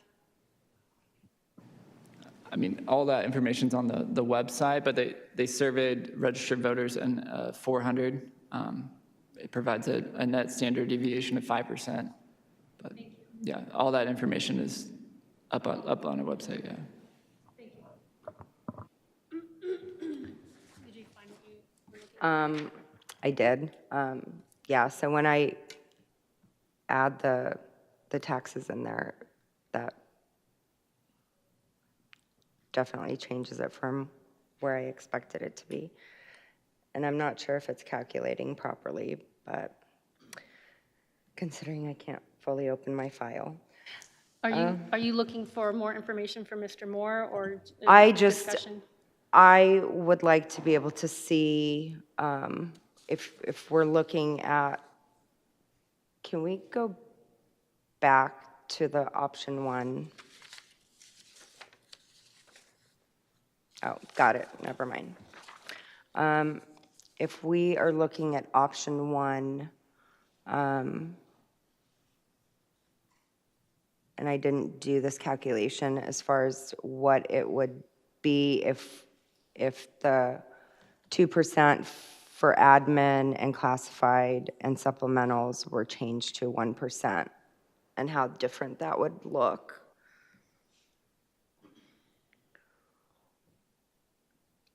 And I know we can't do that now, but I'm guessing there would still be some savings there versus a 2% across those two. Okay. I do have a question on the CF classroom site fund. So when we look at the ADM numbers, I know for forecast, we've got, it's based on a $750 per ADM, and based on my calculation, it looks like we're counting about 15,575 when our actual ADM is 12,533. So we're 3,000 students over actuals. President Anderson, Ms. Van Hook, the calculation is weighted ADM. So every student, I often refer to ADM as looking at like the 12,000 number. That's our actual 100-day numbers. But as a reminder, each student who's identified either with disabilities or any one of the Group B weights, we receive additional funding to help support that individual. And so that is where you get a weighted add-on. And so that's where that difference comes from. So 15,000 represents our total weighted student ADM count, and that is what is required to be used in statute. So you take that weighted student count, times it by the 750, and that's what determines the classroom site fund amount. Okay. But that is also impacted because of the reduction in special ed students. Yeah, and I did factor that into when we discussed that 1750 increase into that plan with Meet and Confer. We did run out several different scenarios, and we do feel that is sustainable for at least 5 years, even if that fund and state sales tax completely tanks. We did carry over 11 million, and the intention of that fund is to get that money into the teachers' pockets, right? Again, but looking at the sustainability and the continuity of continuing that allocation, we're now north of $12,000 per teacher, eligible teacher in that plan. So we looked at various options to make sure that was sustainable for the next at least 3 to 5 years. And so I feel very confident that the increases right now, even if there was no, even if state sales tax went down drastically or that fund greatly was reduced, that would be sustainable, that 12,000 for the next 5 years. And also the number that you emailed today, 780 current eligible employees.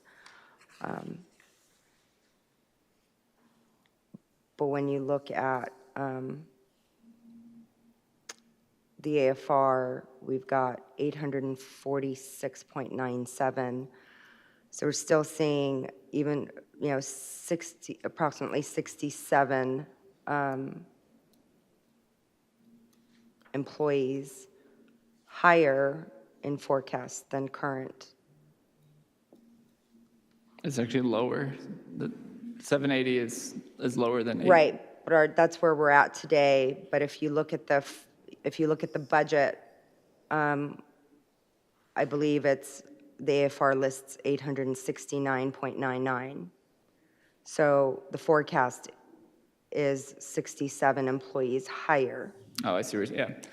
So that plan also allows not only for certified teachers, but other certified support staff. So our counselors, our SL, our PTs, our speech, our instructional aides, instructional coaches, excuse me.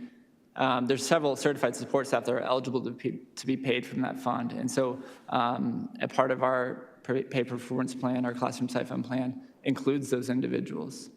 It helps us increase pay for those individuals and doesn't, again, utilizes that money in that fund to support students and those individuals supporting teachers who support our students. Those are all eligible staff that can be included in that plan, and our Meet and Confer team in our district hasn't chosen to include those individuals in that plan.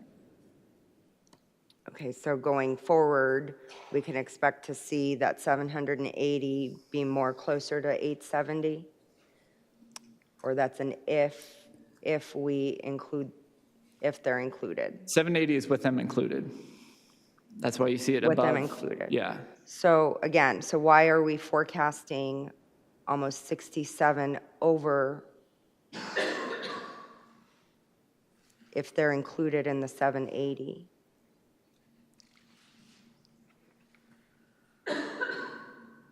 Ms. Van, I'm confused where you're getting that number. Our current eligible employees are 780.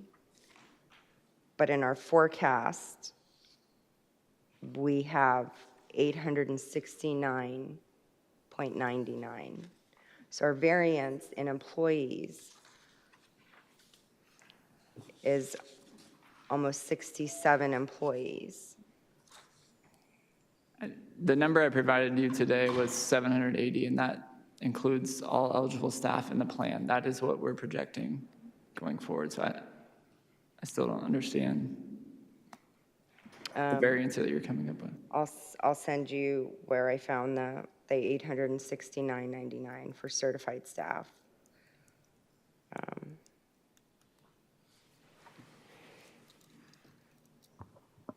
So is this a concern that the budget is, you're concerned that it's incorrect, or? I'm just afraid that we have a bloated budget when our actuals are so much lower.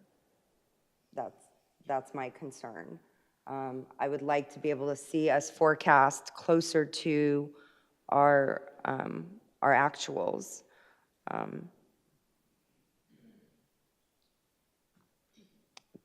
But, sorry, go ahead. I have to find where I found that.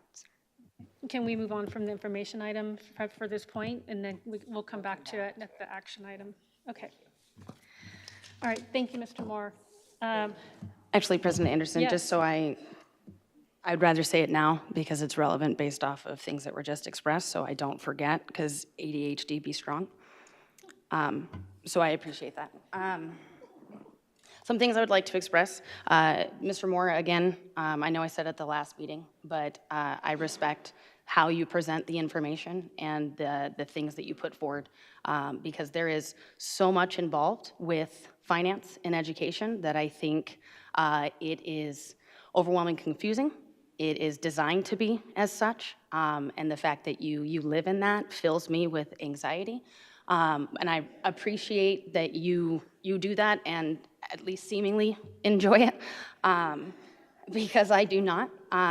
There are so many laws that are in place. There are so many things that are in place that are antiquated, that are designed to make schools hurt, and are designed to make schools have to essentially beg the community to continue to support us. And it's frustrating, especially as we see across the nation, people are like, pay the teachers, which obviously, I mean, as a former teacher, yes, it's one of the reasons why I left, because it's hard to stomach that. I say this as a teacher. Administrators, obviously there are times in which we get frustrated with them, or you feel as if as a teacher they're not there when you need them. Admin are literally always on campus, always. So when we talk about their salary, and yes, it is definitely greater than ours, and as frustrating as that is, the frustration is that teachers aren't paid enough, not that admin are paid too much. And that is important because, again, admin are the ones who have to deal with so many things that I pass on because I am not paid to deal with that. I also don't have the time or the capacity or the space to do so. They are at every event. They are at every game. They are there before I show up a good portion of the time, and they are definitely there after I leave. And that matters as far as salary and time and everything else. They are also 12-month employees. Teachers are paid for 10. That's also part of the discrepancy. And again, as a teacher, we work well above the 10 months, but that is what we are salaried for. And so it matters. As an individual who has spent time in classrooms and understand what that is like and have students and all of the things that are in place, my paraeducators are vital to ensure that my students complete the work, that they understand it, because I may not know. I may not know until I get that information, and they are in a position to better educate me on what it is their student is struggling with or they need, because they often have better relationships because they work with them way more than I do. They sit next to them, or they routinely go through that stuff that I do not. Bus drivers. We have all had situations, and if it's not in our district, you at least know somebody who has. When a bus driver doesn't show up, it is chaos. What do we do for our kids? What do parents do who are already at work, and your expectation is that the bus is going to be there so I can get onto my thing? We need to understand that every single aspect of our staff, from top to bottom, help make sure that we can do what we need to do. As a starting salary at Target is $21 an hour. That is hard to compete with because being a para is tough. It is tough. You are dealing with emotionally stressed individuals to the nth degree because it is uncomfortable not understanding what's in front of you. It is. And so we need these individuals to help teachers be better teachers. I have the utmost respect for all the individuals on Meet and Confer who sat in those meetings and say, yes, I would like that extra 0.5%, but I understand that 0.5% going to somebody else equates to a full percent for them, which are bills that matter, and at the end of the day, makes my ability to be a teacher easier, makes me a better teacher by having these individuals here. I understand outwardly there are so many members of our community who only see when you drop your kid off, when you show up at events, and then when you pick your kid up later, and that's it. You don't see how the sausage gets made, for lack of a better explanation, and it is important, and there is so much that go into it. So sitting on the outside, I understand. I understand that you feel as if you think you know, because when you went to school, this is what you saw and this is what you experienced. School is not the same. In the 10 years that I taught, it is not the same. Things are infinitely harder. We are infinitely more stressed, from students to parents and staff and everybody, because the world is tough. And so I understand that at the end of the day, Ms. Van Hook, that you care about finance and you wish to be financially responsible, because that matters. It does, and it is important. I don't believe or feel that the information that is presented in front of us is reckless or irresponsible. At the end of the day, if we're looking at inflation at 2%, we're barely above that. So the actual feel of what our staff is taking home is minimal. And again, some of our staff are making salaries that they could get better working at Target, but they're here. And we would like to continue for them to be here. And as far as the keeping our budget inflated with the carry forward and everything else, if we did not do that, we would be Mesa, who is letting off 400 staff. And that's not us. These things matter. And the reason it matters is because teaching is a small field. And you talk, the second you meet somebody else from a different thing. On my son's football team right now is a teacher from Chandler, and they got 2%. We talk about these things, and the reason we do is because that 2%, that 1%, that 0.5% could be a bill for me. I understand, and I think it is important, and I recognize that we are looking at a situation in which our community may not vote for the M&O. They may not vote for it the year after that, and everything else. What routinely happens is that then they feel the pressure of that, and they turn around and fix it because they get mad at 50 to a classroom. They get mad that things were cut, or they get mad that they have to send paper as part of their stuff. The lists of things, the supplies at the start of the year, the complaints, everyone feels it. Our hope and our effort is to get the community to understand preemptively, when these things don't happen, this is what we hurt with. I respect the information that is brought forward, but I think it is misguided to suggest that the information that Tyler is presenting us today, Mr. Moore, sorry, that was too informal, is reckless. It is both paying respect to the individuals who are here, educating our kids, making Higley the rating that it is, making our schools show up on the rankings that they do, which is remarkable because we have to compete with charters, and that is hard. So I appreciate that effort, and my hope as we move forward is that we understand that we have something here to continue to show staff that they matter, and by extension, our students that you matter, because Point of order. I think we're getting off topic. If we're going to be discussing numbers, that's great, but I think that at this point it's off topic. I understand that it hurts, and I understand that you have a situation in which you wish Point to... of order. It's not about it hurting. I just want to stay on topic. And if a sentence could be completed, then maybe you would understand where I'm going with, ma'am. My point is, as we present information and we are on the outside with numbers, a lot of the numbers you've presented today are inaccurate. That's hard. So you sit here and you make it seem as if these things just get to be said and that it's nothing, when we have numbers that are put forth to us with the knowledge of the laws that are there that matter. And so I am giving credit to what is in front of us because it matters before we go and make a vote on something that we clearly don't understand. That's hard. And that's dangerous. And there are lives that depend on this salary. And if they don't, they leave. And we see that happen. Point of order.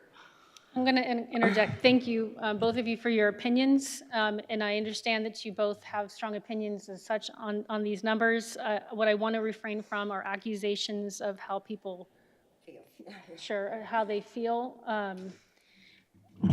I do see your point, Ms. Wade, regarding, respecting the people in place. But I also want to give us all the ability to have this time together, the only time together to sit together and listen to each other and ask questions. So I want to make sure that we're not misunderstanding, question asking, and verification of information, and just trying to understand versus hopefully not accusing Mr. Moore or any of our staff of misrepresenting information.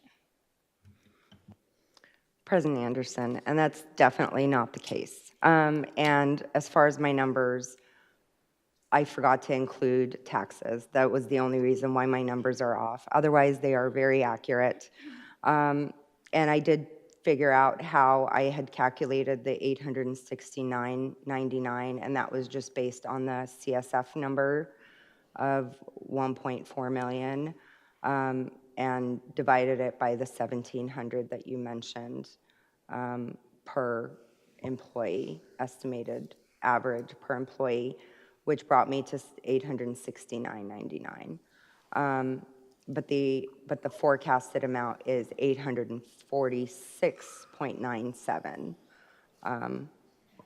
Can I And address even that? that's a little, that's quite off from the 780. Can I address that, though, President Anderson, Member Van Hook? In the email I presented, I spelled the math out for you. It was 780 times the 1750 that we're increasing, plus 8% in benefits. So that's the variance in which I now know where you're going. That's the variance in which you're calculating.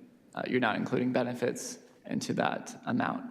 Even the supplemental base pay, we have to pay benefits on that. It doesn't take the main medical benefits or the state retirement, but we do have to pay federal and state taxes on that. So that's in the email I presented that, and I represent that as 8.4%, I believe, off the top of my head.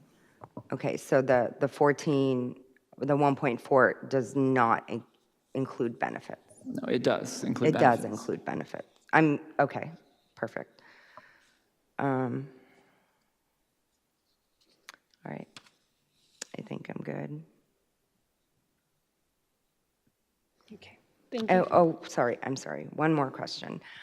So last year, our CSF salaries were 6.6 million, and benefits were 1.4. So the 1.4 that you're proposing, so that 6.6 million would increase by the 1.4? I believe it's 1.3 something, and then as I included in that email, 8.4% of the 1.4 is benefits. So, okay, so you would see majority into this to salaries, but there is a proportion of benefits that we are obligated to pay from that. Okay, so we're paying. So last year we paid out of that 6.6 million, and then so this would be on top of that. So CSF. In 2024-25, we'd expect to see that somewhere close to 8 million.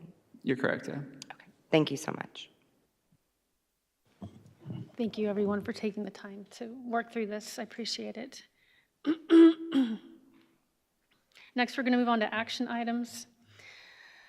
7.1 BE school board meetings, the second read. Are there any questions regarding the policy? Comments?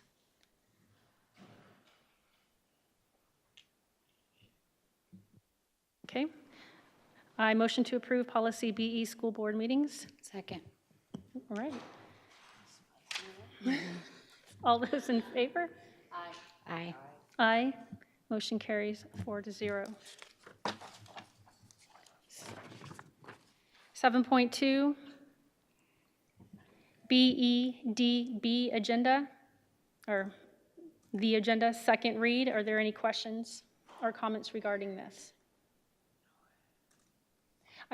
I just wanted to add for the regulation, just a matter of typing, can we capitalize governing board members? I've looked through other policy, it's capitalized, let's just be consistent.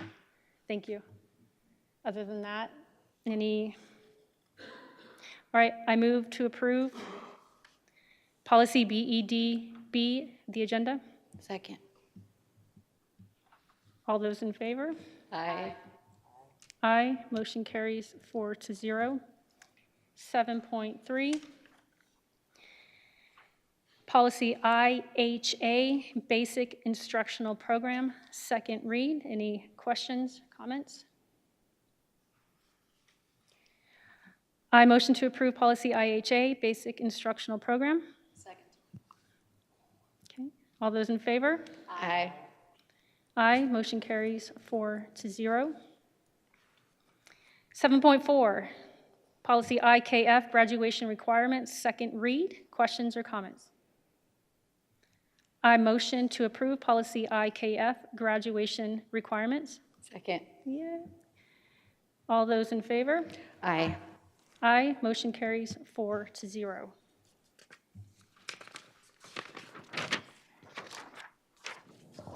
Seven point five, approval of the fiscal year 2023 audit reports. Are there any questions or comments regarding this? President Anderson, do you mind if I make a quick statement? So yeah, this is an annual obligation for the district to bring forth our annual reports. Our reports are done by an independent auditor. We do have an expense to that auditor, but we can reclaim that expense on our budget. So essentially it's a no cost to the district, but the Auditor General then receives these reports and either takes action on them or basically files them in the basement. I do want to highlight, I did bring a copy if any board member would like one. They're good reads. I do want to highlight on the single audit, though, we did have two findings. In complete transparency, both were related to COVID relief funds. The influx of COVID relief funds was a gift, but also required a lot more requirements with procurement and regulations. And so the two findings were related to COVID relief funds. We have, and in the single audit, you'll see our corrective action plan, where we've updated some procurement policies and some of our practices to now correct any future findings. So those, and that just concludes my comments. So. Thank you. I did try reading, I didn't try, I started reading one of them. I recommend anybody out there watching or in the crowd to open up the first attachment, which is the Higley USD ACFR. And just the letter written by Sherry and Tyler that you put together, it's really good information about our district. It's nice background in history. I just want to put that out there. And that was it. I tried the rest of it. Okay. I motion to approve the fiscal year 2023 audit reports. Second. All those in favor? Aye. Aye. Motion carries 4-0. Moving on to 7.6, the tentative approval of fiscal year 2025 maintenance and operations budget. And with the recommendation for the, what's the word I'm looking for? The salary increases, I'm trying to see it, compensation options, thank you. And the staff and administration recommend compensation option 2. Are there any questions, comments regarding this?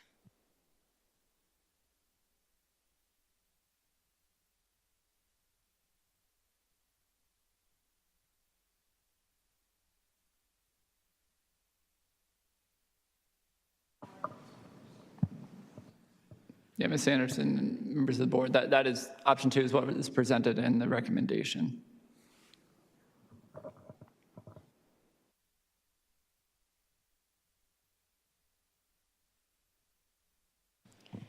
Okay, I motion to tentatively approve the fiscal year 2025 maintenance and operations budget, including the fiscal year salary compensation option number 2. Second. All those in favor? Aye. Aye. All those that Oppose?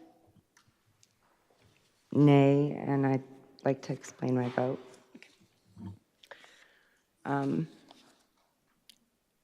As I said, I think that long-term, to ensure that this is going to be sustainable and not having to make cuts at a later time in salary, I would prefer, if we're picking between the two options, I would prefer option one.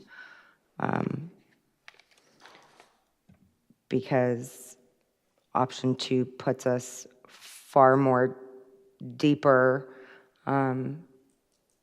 in financial need if long-term we don't get M&O overrides, and we can't be making decisions based on the hopes that an M&O override passes.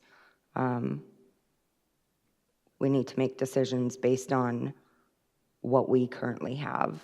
And so with that, my vote's nay. Thank you. And motion carries 3-1. Just for a point of clarification, President Anderson, we have the budget for the option that we just approved. So I just wanted to make sure that's clear, that we have that currently. Thank you. Okay, moving on to 7.7, salary schedule and rate adjustments. Are there open for discussion regarding this item? I motion to approve the salary schedules and rate adjustments. Second. All those in favor? Aye. Aye. All those oppose? I would assume that this would include option two, correct? The salary schedules and rate adjustments would be option two. President Anderson, Vice President Van Hook, yes. Nay. Motion carries 3-1. Okay. 7.8, consulting agreement between HUSD and Dr. Carmen. Open for discussion.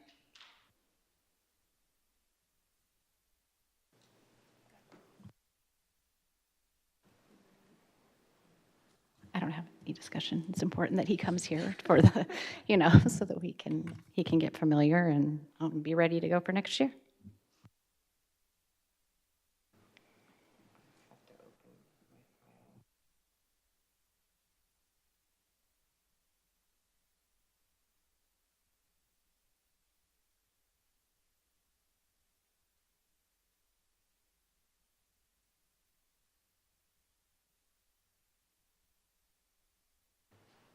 I will state that there was information discussed in executive session that we can't bring up here, but that is contradictory to what was discussed in executive session, which concerns me for this agreement.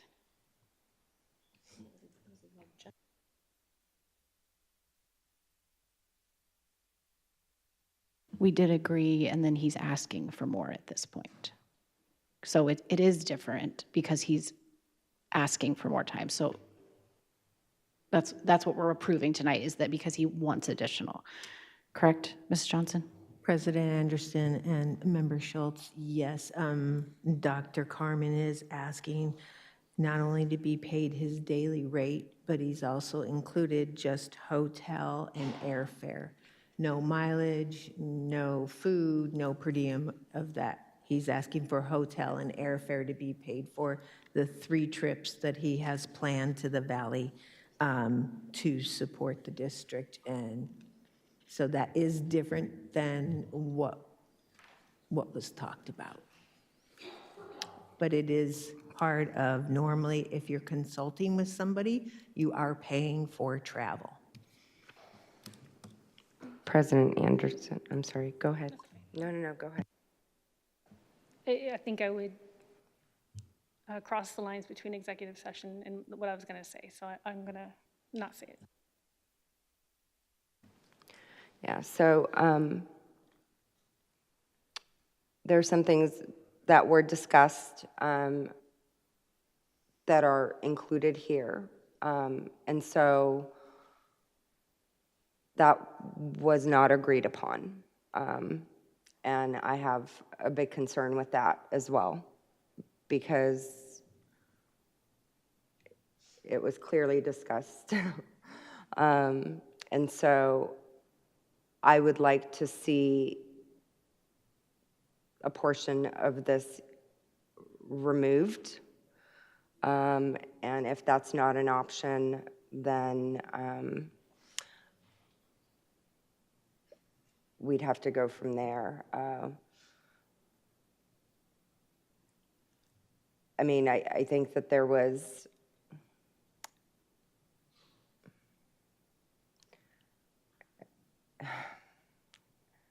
trying to pick my words carefully. There was a dollar amount agreed to, and I feel like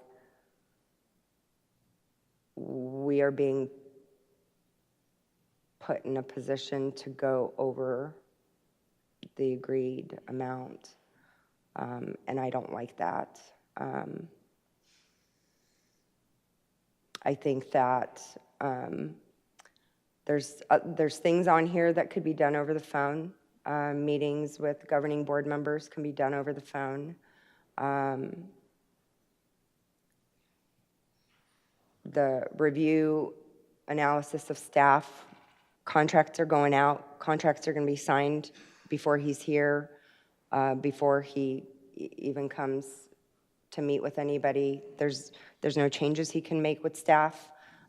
So I'm not sure, purpose of that determines, says, meet with district staff as he determines in his discretion, and shall review and provide guidance to the board regarding district's current staffing levels and utilization of staff. Contracts are going to be signed. There's no changes he can make, even if he decides he wanted to make changes. Ms. Johnson, did you have something? President Anderson and Member Van Hook, Dr. Carmen does need to make some decisions. Actually, I spoke to him today in regards to Mrs. Richards' position. That is new to us. We already have a plan for moving forward with the hiring process for that position. If we are not going to have him come here, I feel that we would be at a disadvantage to hire somebody prior to July 1st. As you said, contracts are already out for other districts too. People are making decisions in the next 30 to 45 days as to where they're going to land. If we don't move forward as a district, I feel like we would not be fulfilling our obligation to the position that's going to be vacated through Mrs. Richards' retirement. Maybe that's something you want to consider as you look at this contract and him coming here for basically 8 days, which if you total that up, it's around $6,000. I don't have my calculator, but I think there was an amount agreed to, but it was not, it was above that amount originally. So what I propose is that we look at what this is and what we need in the next few months, and getting here and getting this footing and getting ready for July 1 is very important to our students and to our faculty, our teachers, our staff here. President Anderson, Ms. Johnson, I think that's also a conversation that the board needs to have to determine going forward as far as the position and what options we have for the district. What are you referencing, which position? Just Dr. as Carmen's far as- position? I'm sorry? Dr. Carmen's position? No, not Dr. Carmen's. Just in regards to Sherry's retirement, I would just I think that that's something that we should be able to also discuss. I know, but I don't know how else to say it, but I mean, ultimately, it's a, you know, it's a position that the board would approve, right? Ms. Richards' position? Correct. Yeah, true. Oh, if they brought it forward, it'd be one that would come on our Right. personnel action items. I don't know if we can discuss that right now.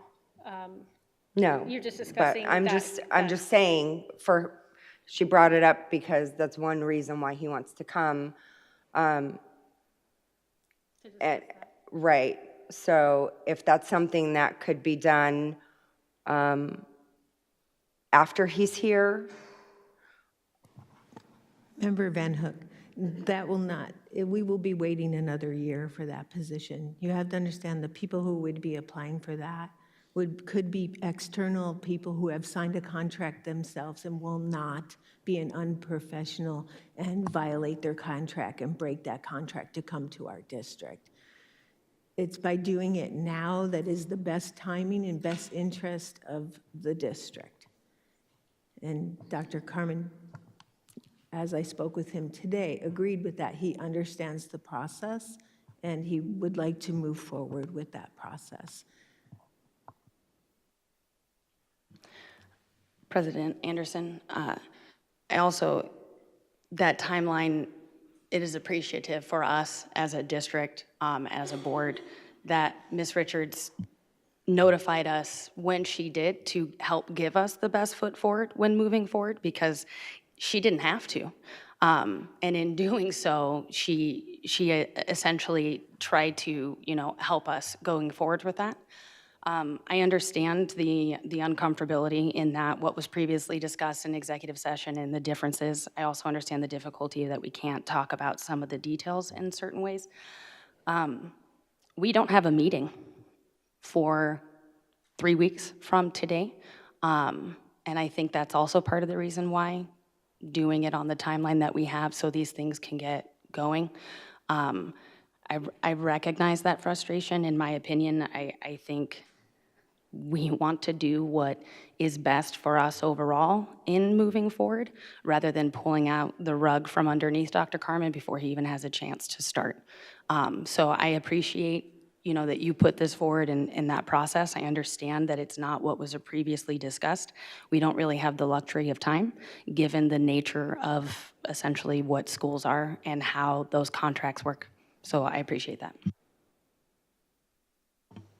I do not oppose him coming down for the 8 days. I think it's absolutely necessary, and I would actually wish that he would come down more, because it's a big change for him. It's not just coming from another school in Arizona, it's coming from out of state.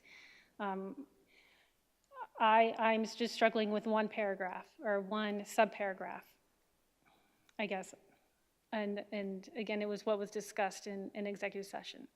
So I would approve everything with the exception of that one part. I have no problem. Which? C, 2C. Oh, sorry. Mm-hmm.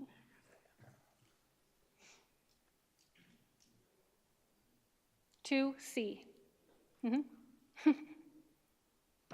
Only because, and it just kills me that we're having this out in the open, is that we can't have, I feel like it's uncomfortable or difficult to have discussion over this matter based on conversations that we had in executive session. If we can, no, we don't like meetings, to have additional meetings, but if it would behoove the board to have a special executive session to discuss this agreement, I'm absolutely willing to do that, and I would be open to us actually, but my point of the matter is that when we closed that executive session, we had a final answer, and it's hard to change that without having an open discussion. And I would just worry about treading over the confidentiality part of executive session. President Anderson, I appreciate that. I guess the way I view it in my head, is that I look at it as like staff travel for training, right? Like this is important. I also understand and respect that he has to travel out here, and that is clearly expensive if we're arguing about our desire to compensate that. I just view it as training, essentially, right? Like that sometimes these things come up and how that works. I guess where I stand, or from my standpoint, is in any other circumstance, in any other business, in any other world, you're paying these people to come out to do these things and give them per diem for food, and we're not even doing some of these things. So like, I hear you, because we are in education and everything is so vital with respect to money, but this is necessary, I think, and I do think that some things are better to understand, better to feel, better to grasp in person rather than just via, Teams. I think there's a lot to be desired when you only do it virtually. And so I hear you, and I think it is frustrating, and the nature of how we can't talk about it and how we can't meet, we can't ask some of these things is really frustrating, because it makes you feel as if you're in a box that you don't necessarily want to be in sometimes. But at least for me, I view this as training. I mean, in the same vein as what we do for other staff. Ms. Johnson, do you think, since this is a common practice, it's universal, I would never travel anywhere for a consultation or speaking without being paid, that he assumed this was already included, or? President Anderson, Member Schultz, yes. He's only asking for the airfare and the hotel. Given the proximity of where he's at, that's not an unreasonable request. As we look at other consultants that we have worked with, this is totally allowable according to purchasing, according to procurement rules. Travel is allowable. I am sure, as a consultant, I'm sure he has consulted with other companies as well. As a consultant, he has been paid for his travel. So, sorry, President Anderson. So I just, we keep talking about executive session and how this has changed. So I'm just asking, do you think it was his assumption, or, why didn't we discuss this, I guess, at the beginning? I think it's any consultant's assumption that they will be paid for travel. Okay, thank you. If that is your question. Yes, it is. Okay. It is his assumption that he would be paid for travel. Absolutely. I mean, I would assume, I guess, too.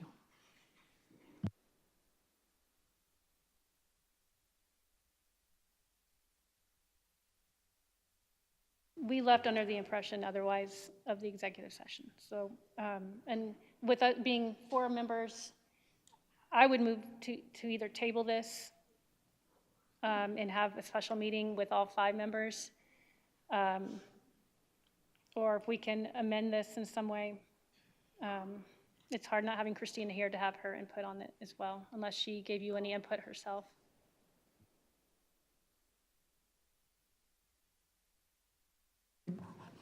It is up to the board. It is up to the board what happens. President Anderson, I hear you. I think that is going to put us in a very difficult spot, and I don't see how to get around it. And because we don't have another board meeting for 2 weeks, and to get one done, considering how difficult it was for us to accomplish some of these meetings in the first place for some of these things. And I was chastised for not calling a special meeting whenever, under different circumstances, so I would love No, to I have hear the you. ability for us to speak and have it, open discussion. I don't want to turn this down, I just want us to have a discussion about it where we can openly discuss it. I mean, I guess that's fair in terms of feeling you can't say certain things. I think ultimately it comes down to whether or not you're willing to pay for the travel, and that's really what it's going to be. So I'm resistant to yet another meeting to have the same conversation in detail, and I get that there are certain aspects of that detail, like we are either going to cover travel or we're not going to cover travel, and I think that's really ultimately what it comes down to. Agreed. President Anderson, I think that there was decisions made that we didn't like initially, and you know, and then had to make decisions and similar in this situation. And I feel like it just,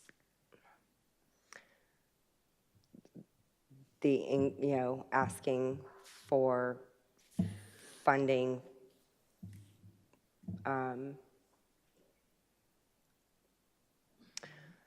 I don't know how to not cross that line.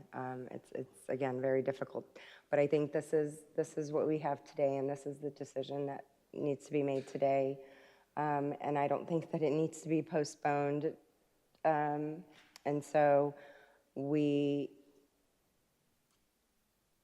can make a motion to have that portion removed and go from there.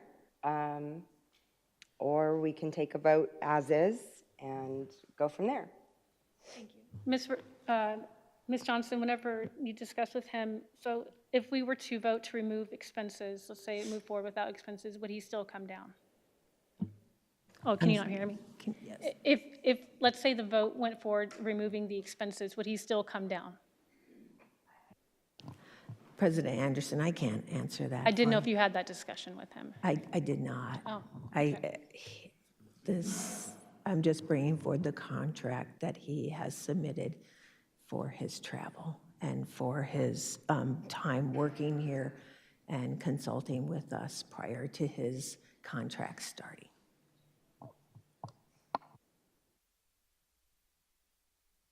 I went ahead and went on Southwest Airlines, and I looked up hotels, like moving like just yesterday to see what the cost would be. You know, the flights from El Paso, depending on when you hit it, could be $49, $59. They could be upwards of $120, $200. And the only, in like the DoubleTree down here by the mall, depends on the days and how early out you get it. And it came out to like a little over $2,000 for all these days.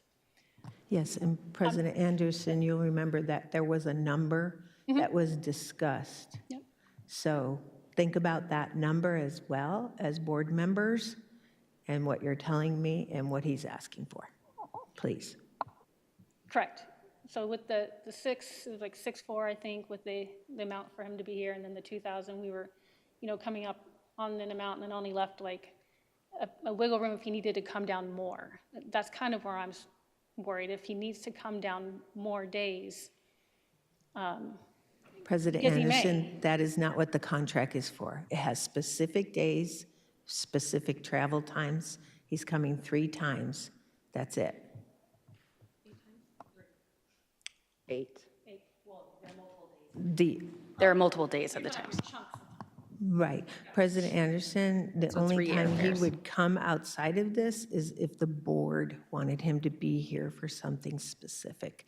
And that would have to be an amended contract to this agreement. This agreement's very specific as to the days and times when he will be here. It does not say anything past those 8 days and those 3 travel events. This is putting a heavy, so not everybody's going to understand, but we brought this up and we all left in agreement from that meeting. And so it puts a lot of, I'm not saying, I don't know, watch my words.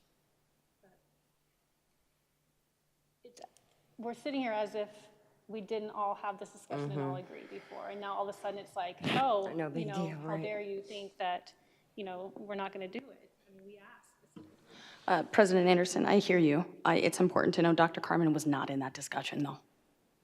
So I think that also matters as to why it's in front of us. I think I hear why our perspective is what it is, but his perspective is different in that he went on an assumption because of the way things normally are done.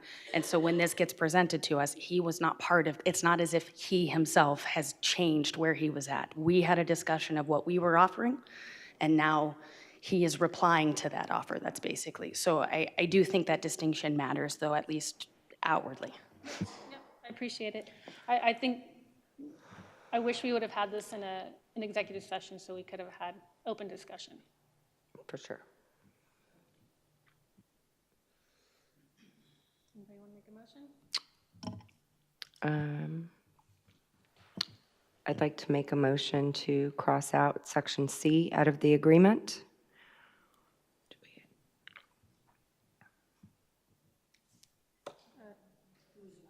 To vote on the one that's on the table. So we have to vote on the new motion now. I'm sorry, say it again, I'm going to write it. I'd like to make a motion to remove section C or 2C out of the agreement.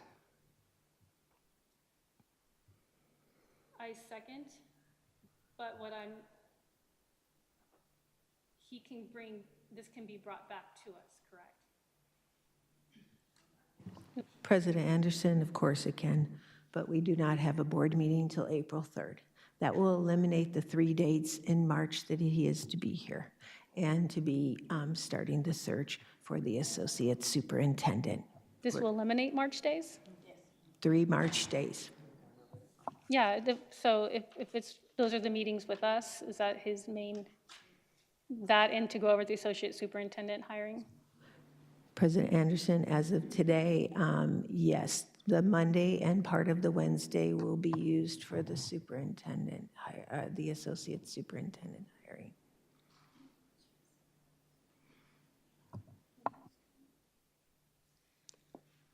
I have a concern being put in this situation to begin with. This should have definitely been a conversation.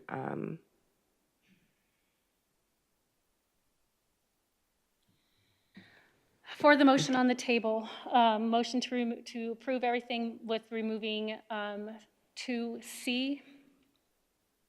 All those in favor? Aye.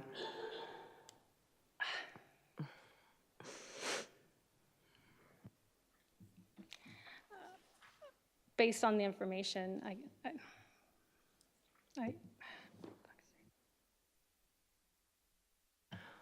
I'm not going to lose, I can't lose these 3 days. You know what I mean? Like, I feel like we're being strong-armed, but I That find is it the necessary problem. that I he have a needs to be problem here. with being strong-armed to make this decision that should have been brought to us. And this is an agreement. This isn't, any agreement would include negotiation. And we should have been given that opportunity to make those decisions. And it's not fair to us that we were not given that opportunity and we can't fully discuss things from executive session. And so based on that, we have to make the decision based on what our previous discussion was as well. And now we're being forced to increase expenses. And that I have a problem with. President Anderson, Board Member Van Hook, again, I understand the frustration because I too feel it.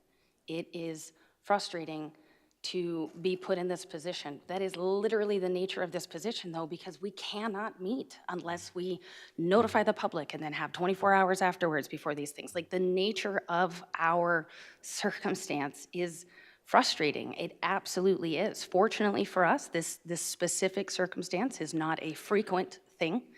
Again, in our agreement was amongst the 5 of us without Dr. Carmen present. So for him to agree as the signing on that contract as well, this is that negotiation, this is that discussion. And it comes down to whether or not you agree that you're gonna pay for him to come out here so he can do the best he can to get the best foot forward or not. Like, that's what, it is frustrating, it is what it is. This is the nature of the position that we're in right now. Yep, it's not great. And Okay. 3 days. I mean, how much can he do in 3 days in reality? Will be discussion for the hiring of the next position. All right, so we have a motion on the table. It's been seconded. Let's vote on this motion. All those in favor?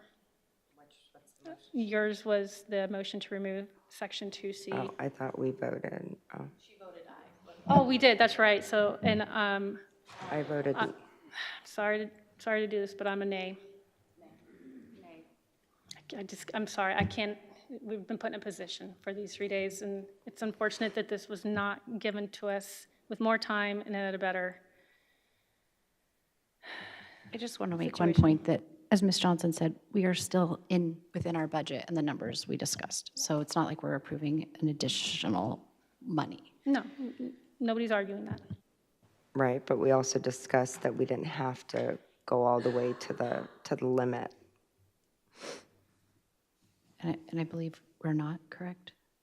He can take the red eye and sleep in a hostel? Is that what?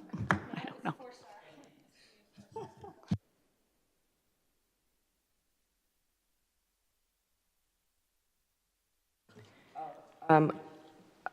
Keep in mind, also, there's what portion is it?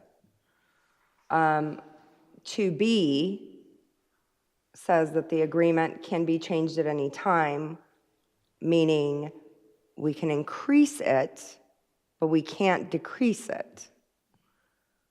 So if the travel ends up costing the limit, is it going to be brought back to us to consider an increase?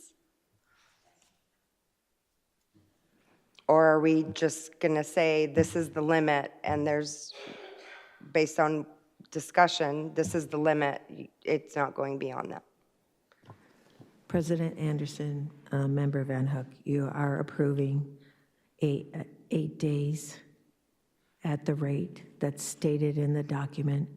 You're approving expenses for airfare and for hotel. That's what you are approving tonight.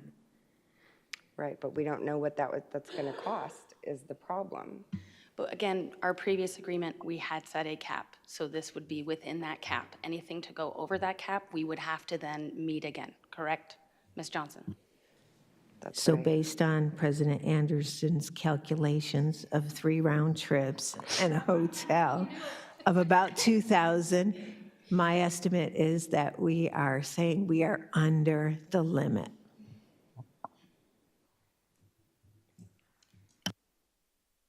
We need a motion to. I'd like to make a motion that we approve 7.8 consulting agreement between HUSD and Dr. Carmen. Second. All those in favor? Aye. Aye. All those opposed?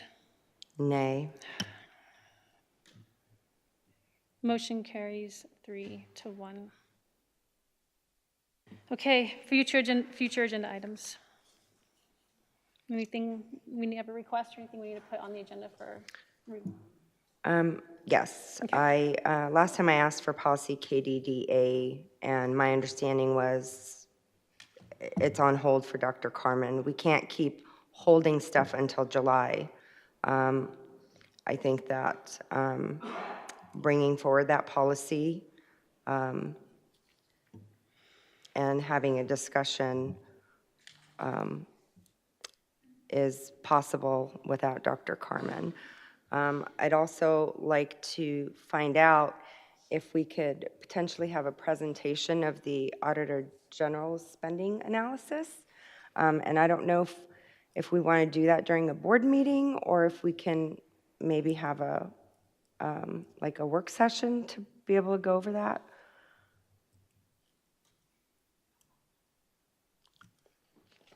What would you recommend, Mr. Moore? Would that require a special session, some good amount of time? I think a work study would be appropriate. I know we do have a second meeting in April. I don't know how much we'll have on that agenda, but that may be the perfect opportunity as we already have that slated for a work study, so. Thank you. President Anderson, I just wanted to clarify why we were recommending holding that policy because it came up during the communication protocols review. So it felt like it was linked. For us, it was linked. So we didn't want to change a policy and then you guys work with Dr. Carmen and then the policy potentially needing to be revised again. So that was the justification, not to stall it, but to potentially connect it.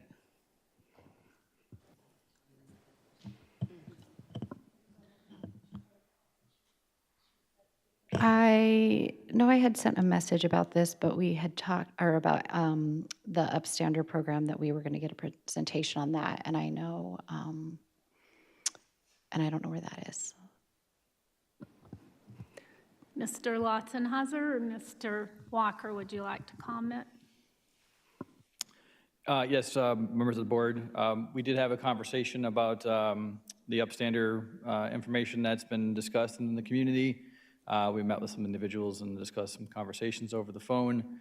I guess there maybe was a misunderstanding of where we're at with that. We don't have a presentation per se because it's not quite a Higley-centric specific, but it was more of a philosophy and how to approach some sensitive areas and some ways to support our students.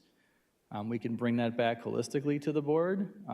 It'd be hard to make a presentation based on somebody else's foundational thoughts, but we definitely have had some good conversations on how we can utilize some of that philosophy to support our students and empower our students. So I guess we could discuss this more and kind of shape this up specifically of what the board would like to see.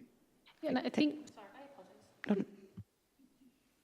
I just want to say thank you. I just wanted to know because we know we voted to talk about it and then I didn't hear back on it, so I just wanted to follow up on where we were at that. If it's nothing at this time, then we can hold off on it. Yeah, I wouldn't say it's not quite nothing at this time. There was a status report update, I believe 2 weeks ago, that kind of updated where we were at in our discussions and how we pulled some good information and some suggestions on how we can overlay that to some of the things that we're already doing.